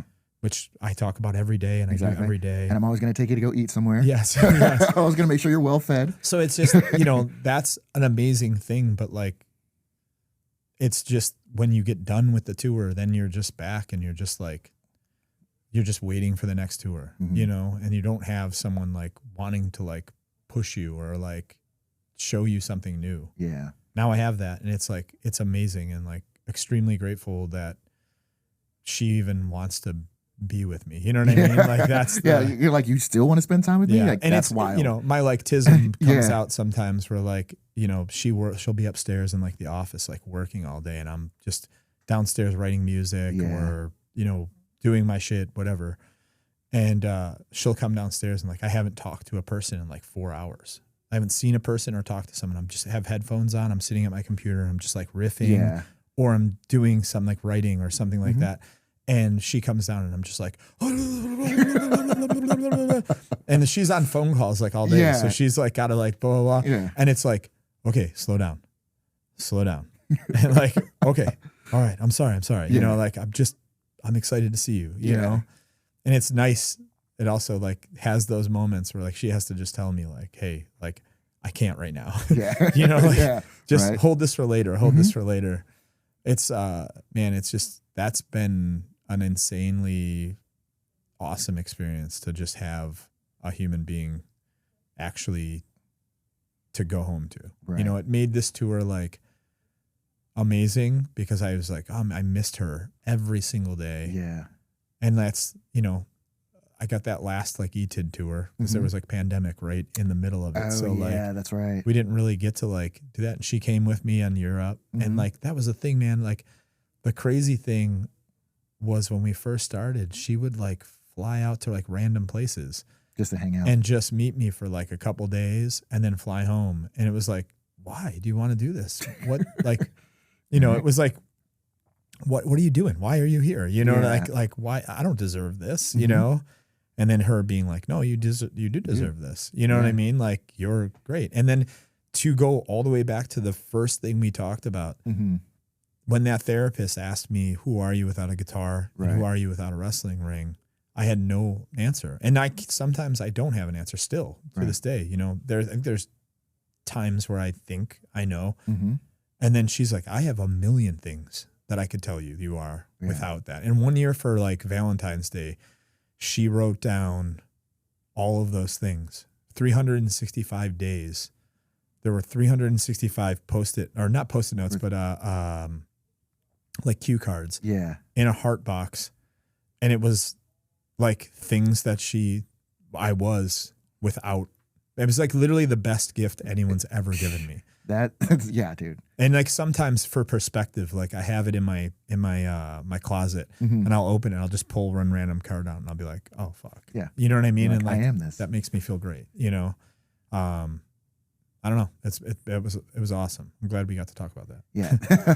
That's fantastic because a Yeah. lot of people don't get to experience that, right? Yeah. The level of transparency, the level of love Yeah. that she has for you, right? Yeah. And just wanting to invest the time Yeah. to actually make it work, like flying out to the shows, spending that little bit of time with you, and then the fact that you two miss each other, Yeah, man. right? It's nuts. Even being in the same house for like Yeah. a couple hours, it's like, yo, I want to talk to you. Like, I want to see you. I want to Yeah. hang out. I want to tell you all these things. She's like, Yeah. all right, Yeah, dial it yeah. back a little bit. That's It a bit- sucks because yeah. like, in those moments, it's almost like my battery gets supercharged. Yeah. And then her battery's kind of drained because she's been talking to people and she's like working like, Yeah. you know, with her business. And it's like I'm like fully charged. Like, yeah, let's go. And, you know, she's just like, I got to wait, man. Yeah. Like, you know, again, cup. Yeah. It's beautiful that you two balance each other out, though. That's one of Yeah. that's the common thread since you've been talking about her Yeah. this entire time is that you both balance each other out. Yeah. And you know, there's times where like we're not and that's the best part about being in a relationship is like there's times where like we're not really communicating that to each other. Yeah. And then it like kind of gives you the opportunity to ask, you know what I mean? Instead of like assume. And then, you know, there's days where I'm her worst enemy on that thing. Yeah. You know what I mean? I'm Yeah. doing everything I possibly can to like make her cup overflow. Right. And I don't even realize I'm doing it. You know what I mean? And vice versa on those things. And again, I think that's kind of some of the most important things with like a relationship. And I mean, dude, I had to learn how to like be in a relationship with someone where like I only know how to deal with bands, like Right. a band relationship. Yeah. So like something will happen and I'm like, oh fuck, man, if I do this, I'm going to get yelled at. Right. So I'm going to be quiet. Mm. And like she wants me to talk about it. You know what I mean? Like that. Yeah, And it's you have to communicate. Yeah. And coming from someone like, because you and I are a lot alike, it's hard it's tough, man. because Yeah. you live in your head because you have a situation where you're used to dealing with bands. Yeah. I live in my head and I overanalyze. Yeah. Right. So it's very tough to break that cycle to be able to say like, hey, look, when you're doing this, it makes me feel this way, but then also to reciprocate and sit down and actually listen Yeah. and process. And then sometimes it's like, hey, I just want to talk about this right now. Yeah. I want your opinion, but not at the moment. I just need to like vent. So for Yeah. me, it's always like, do you want advice or do you just want me to listen? Yeah. And that was one of the biggest things that I learned that really helped me when it Yeah. came to communicating. I'm still not the best at it. Same, dude. Still got a lot of work to do. Extreme amount of work. Yeah, but It never stops though. it never stops. It never stops. But when we're making the progress, right? Yeah. We're putting forth the effort. Yeah. So we've talked about everything from bands, love, life, love, regret, all the Yep. things, and you still remain unbroken. Yeah. To this day, do you consider yourself successful?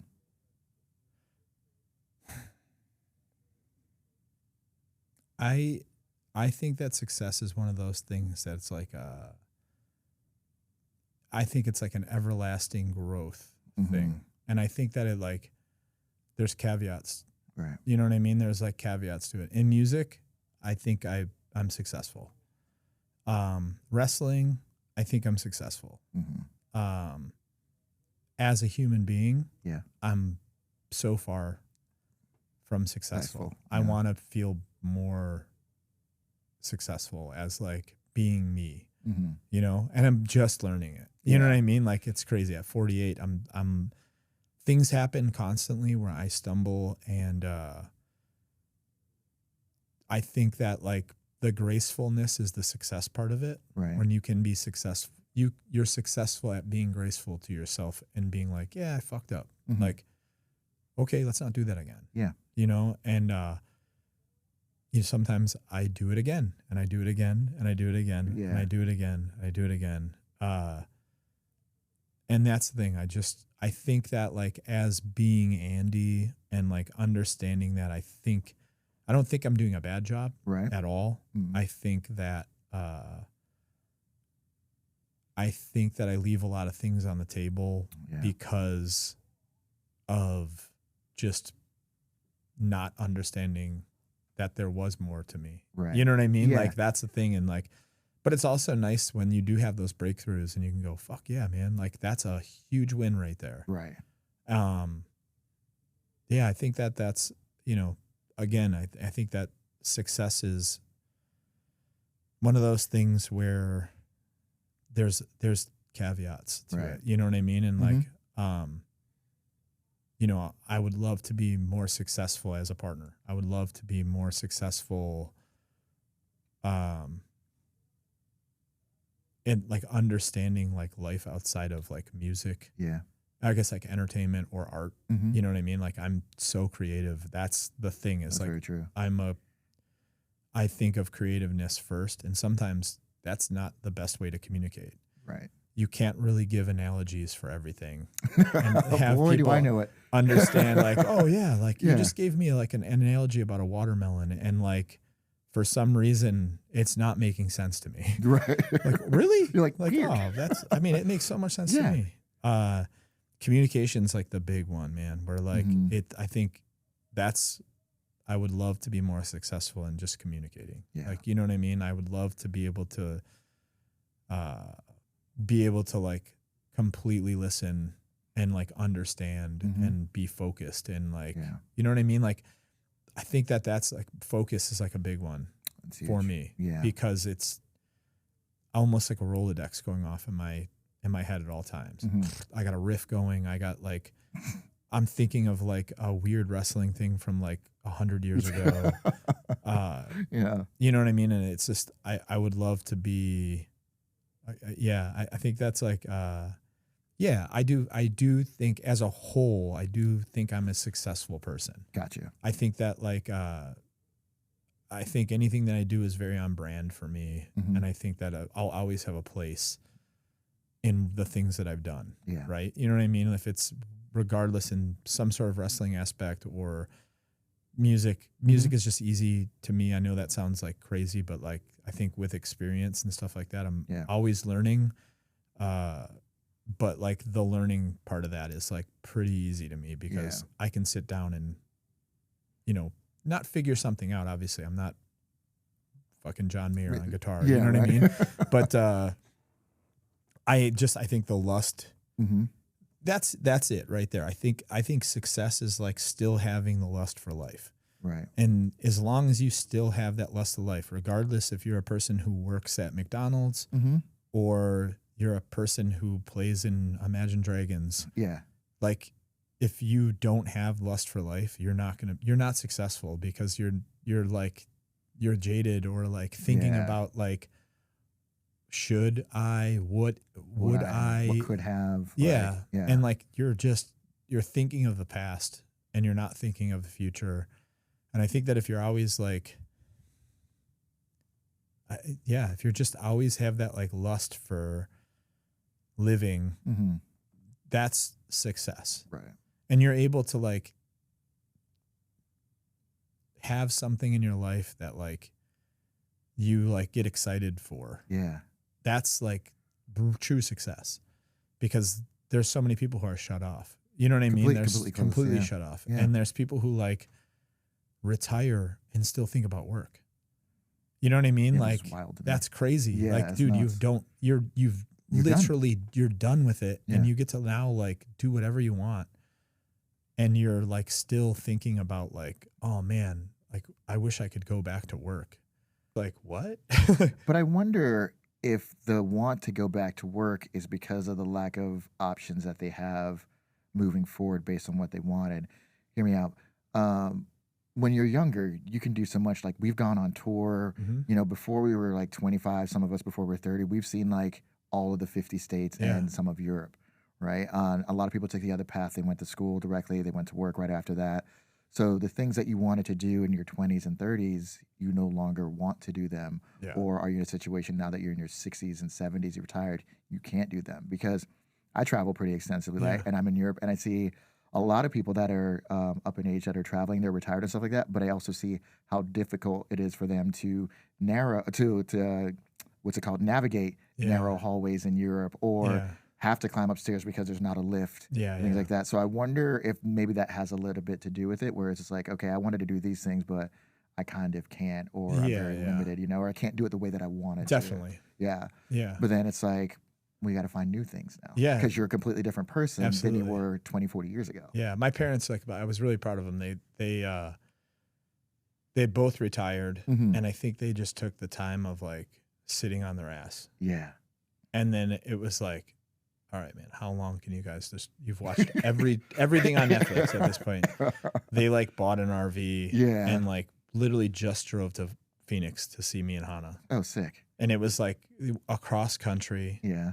like drive, just the two of them in Mhm. this like RV. Yeah. And like, it was amazing. And like, it's crazy to like look at your parents and be like, I'm proud of you guys. Yeah, right? Like I'm proud of my parents. Right. Like, because they broke that, like whatever that was, that stagnant, like, oh, I'm retired now. Like, Mhm. I guess this is what I do. Yeah. And they're just like, no, fuck no, we're going to go see shit. Yeah. So every single weekend they're in that RV, they're going to see stuff and they're traveling and stuff. And that's like, they never had the opportunity. My mom had, my sister at 16, Oh, wow. Okay. had me at, I'm 6 years old or younger. So had me at like 21, 21. you know what I Mhm. mean? So they put themselves, they had to work right away. Right. And they just worked and worked and worked and worked and worked. And Mhm. like, now they don't have that to complain about anymore. Right. And I think that like, I guess like that's the thing, like you kind of get comfortable with like complaining about work, You get comfortable with misery. then work goes away Mm-hmm. and you're like, what do I complain about now? Now, yeah. You know what I mean? I complain about not being at the place that made me Yeah, miserable yeah, for like yeah. the past 40 Yeah. years. And they did something about it, which Yeah. I think is like, is amazing. And I don't know. I hope that when me and Hannah are like done getting after it, like Yeah. I hope we have that moment of just like, hey, like, I mean, a dream of ours is like literally to just rescue pit bulls, like have land and Yeah. just rescue pit bulls. And Mm-hmm. that's like we talk about it Yeah. a lot. And But it's I a hope, passion that's very doable. yeah. Oh, for sure. Yeah.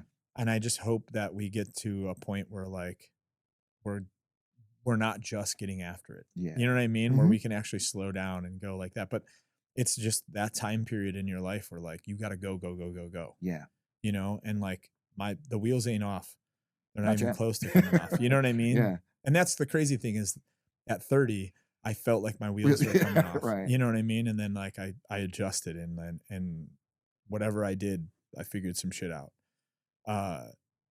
Yeah, I and that again, that's success. I think success is just figuring shit out Yeah.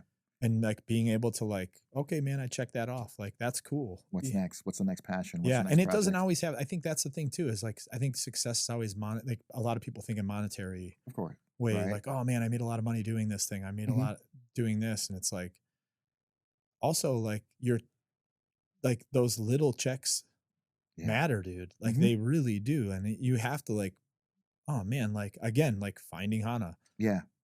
I'm literally a millionaire in Right. that aspect. Mhm. I've made $1 billion. Right. You know what I mean? Yeah. Like I have everything I've ever wanted Mhm. with a person. That's amazing, you know, and that's success. And that's weird to like think about. Think about, right? Yeah. Yeah. Yeah. There was, and it's funny. I'll say this, just a little vulnerable moment. Yeah, please do. So there's like, you know, ETID, you kind of had this, you get, and I see the boys going through this. I see Jordan and Mitch kind of going through this where like our shows were so crazy. Yeah. Like there's movement and people are fucking stage diving and they're moving and stuff like that. Mhm. And then you kind of get in the band where like that really isn't the focus. Right. Like you want people to concentrate on the music, but your brain is like programmed Mhm. to look at a crowd. And if a crowd's not going crazy, then it's not a successful show. Right. So we just got off tour. Well, we just did like 2 runs. So the first shows, it was like 5 shows with 2 amazing bands, Virgos, Mhm. which is amazing. It's Okay. Saba he was in Nails, he was in Oh, okay. Yeah. Harm's Way. Harm's Way. Yeah. But amazing band. They kind of do like just to generalize it so that you can kind of understand, not even close to this, but in the realm of like Typo Negative, Okay. like world. Yeah. All right. And then you have Mistress, and Mark does Fuming Mouth. Mhm. The other guys, some of the other guys do some other bands too, and they're like a doom band. The female Okay. singer, Yeah. amazing band. Kind of like Jex Toth. Yeah, a little bit. Yeah, Yeah. So, you know, we're all baby bands. Yeah. All of us are baby bands. Yeah. Even though we're like older and we have other bands that we've done and stuff like that, Yeah. we're baby bands. And like some of the shows weren't great. Mhm. You know, you're playing in front of like 20 people, you know, and you're playing Yeah. on a Wednesday, Right. you know. In some random town. Yeah. Yeah. And it's sobering, dude, to be like, fuck, man. Like I had this thing Mhm. and like, you know, everything is insane. And now it's like, all right, I'm building again. Yeah. Like, you know what I mean? And Mhm. having the opportunity to slow yourself down and go like, hey, it's not always going to be like this. No. You know what I mean? Like it's just like this right now because we're babies. Yeah. And that's cool. And then you come out and you do shows with like Maylene. So we went from that straight into like Maylene, where now there is a crowd there, Right. but also you're a baby band on a show like this. Yeah. So they really don't know what to do to you. They're just trying to pay attention. Mhm. And it's hard to have that like program in your head of like, why the fuck aren't these people fucking Yeah, moving? yeah, No right. one's singing along. Blah, blah, blah. And it's like, And like, we don't know you. yes. Like, oh man, you know? Yeah. But they're there and they're engaged. And Mhm. like one thing that I guess like wrestling in front of like live crowds and being able to like pay attention to what the crowd's reacting to. Now I get the chance to like sit back in those shows and be like, hey, when we like pause a little longer on this part, Yeah. you can hear the crowd kind of lurch up. Okay. So like you have the opportunity to make your show better and like actually like go like, hey, they're not moving and stuff like that. Mhm. But these little moments where we give them the opportunity to tell us we're doing a great job, Yeah. they're there. Mhm. You know what I'm saying? Yeah. It's not like it's dead quiet. You know, like when we take a lull in a song, you can hear the crowd. Yeah, you can And then feel it. when we like give them a pause, like just to add a little bit of anxiety, Mhm. they're there. They're like, you know, that thing of like, I think stand-up comedians always kind of do this with hecklers where they're Yeah. just like, oh my God, there was one moment of silence and you just couldn't let it go. Yeah, Like, right. a guy had to blurt something out. Yeah, right. You give them those opportunities. And as a performer, you do that on purpose so that you can hear them react to it and then go like, okay, there it is. Yeah. They're not singing along, but they're engaged Right. and they're not walking away Mm-mm. and this is cool. Right. Like, you know what I mean? Yeah. Like we're giving them the show. And then, you know, we do this like wall of sound thing at the end Mhm. and it's just there and they're not moving. It's just delayed feedback. Right.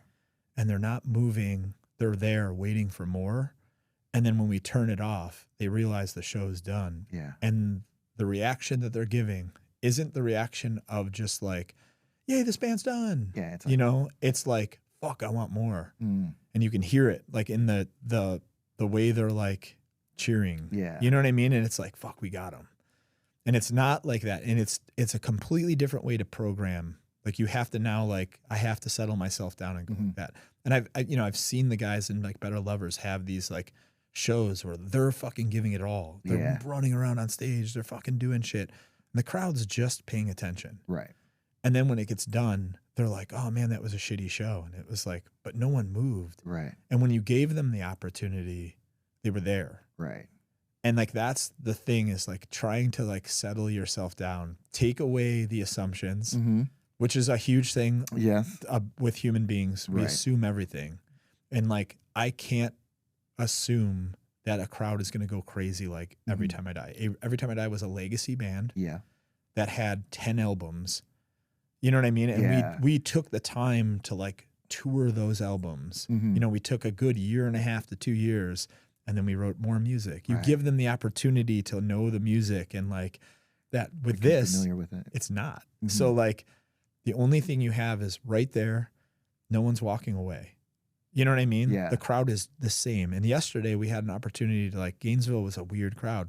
And it was like, when we started, huge horseshoe. Yeah. People are all the way pushed back. And something I've never been into is like pandering. Like, everybody move up. Yeah. Blah, blah, blah. It's like, no, man, we're going to fucking cook you. Regardless. Regardless of where you're at in this venue. You're coming, you're going to be up here no matter what. By the time our show's done, you're going to be here and you're going to be paying attention. Because I'm literally giving you a show. This is entertainment, you know? And that's something, again, I like to what you said about the young wrestlers. Yeah. Young bands need to realize that too. Is like, again, these people are paying $35-$40 to come see your band. Give them a fucking show. Right. Like, don't try to be as professional as you possibly can, and understand that like they're spending their hard-earned money to do it. So like, don't pander to them. Right. Make them come to you. Right. And that's like, again, it's experience. You know, like every dude in this band has been in bands past. We're just using our experience to like curate what we need out of our live show to give them the best possible live show there is. And like, that was the thing, is like yesterday, huge horseshoe. Yeah. But then by the end of the show, everyone is right there up front. And then when we cut that music, boom, they rise. Right. They're there. And it's like, fuck, we got them. And yeah, it wasn't chaos. Right. But like, no one left. And they're going to all, I guarantee, once we walk through that crowd, people are going to be grabbing us like, holy fuck, that set was awesome. Yeah. You know what I mean? Like, right. And again, the caveats of success. Right. That's success, you know, and you gave them everything that you wanted to give them, and they were there and they saw what you did. Like, that's the big thing. And you'll know this now. Go back to therapy. Being seen, dude, is a lot of like how a human being works. It's like, we all want to be seen. Every single one of us, regardless of what you say or what you think you feel, you want to be seen. Yep. And that's how when you're on stage and like you're watching a show, as an audience member, I always want to be seen. Yeah. You know what I mean? I want to leave there going like, fuck, dude, those guys gave me a show tonight. Right. That's awesome. And then at the same time, you react to the things they want you to react to, and then they get to feel seen. Right. And it's a cool little like thing. And like, again, like, I don't know, as a performer, you should always, the crowd should be the first most important thing. And like, your sick guitar tone doesn't fucking matter. No. Dude, we'll talk about it another time. Yeah. I've completely like, my game has changed. Just to give you a little heads up, I used to be like the amp guy. Oh yeah. Oh, trust me. I know. We've had some amp conversations. Everyone came to me over the years, amp. And I said, Every Time I broke up, I was like, fuck it, dude. I'm a quad cortex guy. Yeah. I'm plugging in and just, I want consistency. What you hear is going to be that every single show. And I got to just wipe my hands of the quest. The quest is for over. the perfect sound, for the perfect tone. It's fine. Yeah. Yeah. That's awesome.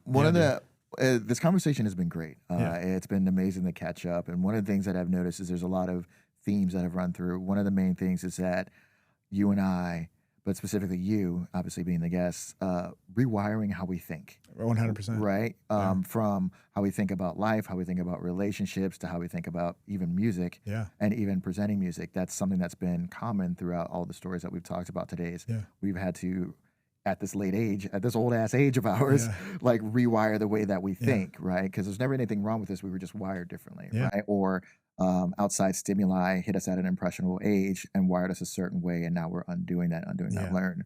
One of the things that does stand out is that you referred to ETID as a legacy band. For you specifically, if someone were to ask about Andy Williams in, let's say, 20, 50 years, what would you want your legacy to be? Or is that anything that you think about? I don't know if I ever think about legacy. I think it's one of those things where uh, I think as a whole, a friend, Yeah. a partner, Mm-hmm. um, an artist, uh, I would love for people to just be like, he's undeniable. Yeah. Like, that's it. You know what I mean? Like, he's always going to show up, Mm-hmm. and just be undeniable. Like, that's Undeniable. it. And give all of me to whatever I'm doing at that point. Yeah. Whether it's like, hey, man, if my friend needs my help, Mm-hmm. I'm going to give you all of me. If I'm a musician, I'm going to give all of you. If I'm going to give wrestling, like whatever Yeah. art form I'm doing, I'd like to just be like, man, that guy was undeniable. Like, I'll always remember the conversation I had with him, and I only got 15 minutes with him. Right. You know what I mean? Yeah. Or whatever it is. Like, I think that it's I don't think people think like that with legacy. They think of the thing they do, where it's like, oh man, like I was a sick guitar player. Yeah, right. Like, okay, Cool. that's cool. But like, also, like, What else did you do? if I stopped playing guitar, Mm-hmm. okay, that was just 25 years. Yeah. You know what I mean? Whatever. If I just stopped playing guitar after ETID was done or Yeah. whatever, like, okay, yeah, dude, like, Whatever. Yeah. cool. I did some cool stuff and I played guitar, but like, being me as a human being, like, I want people to just be like, oh yeah, I always knew it was going to be Andy. Yeah. No matter what, this is Andy. And Mhm. like, he put his heart into it. And yeah, I think that's like an important thing. Just undeniable, but undeniable as like just being a good person. Yeah. All right. Awesome. Yeah. That's fantastic, dude. Yeah. Well, I know you're a good person. Thanks, bud. And I love you to death. I love you, dude. And I thank you so much for your time today. And thanks Of for being course, on my dude. show. Yeah, man. All right. Always. There was never going to be a no to this, dude. I greatly appreciate you. Thank you Yeah. so much, dude. Yeah, man.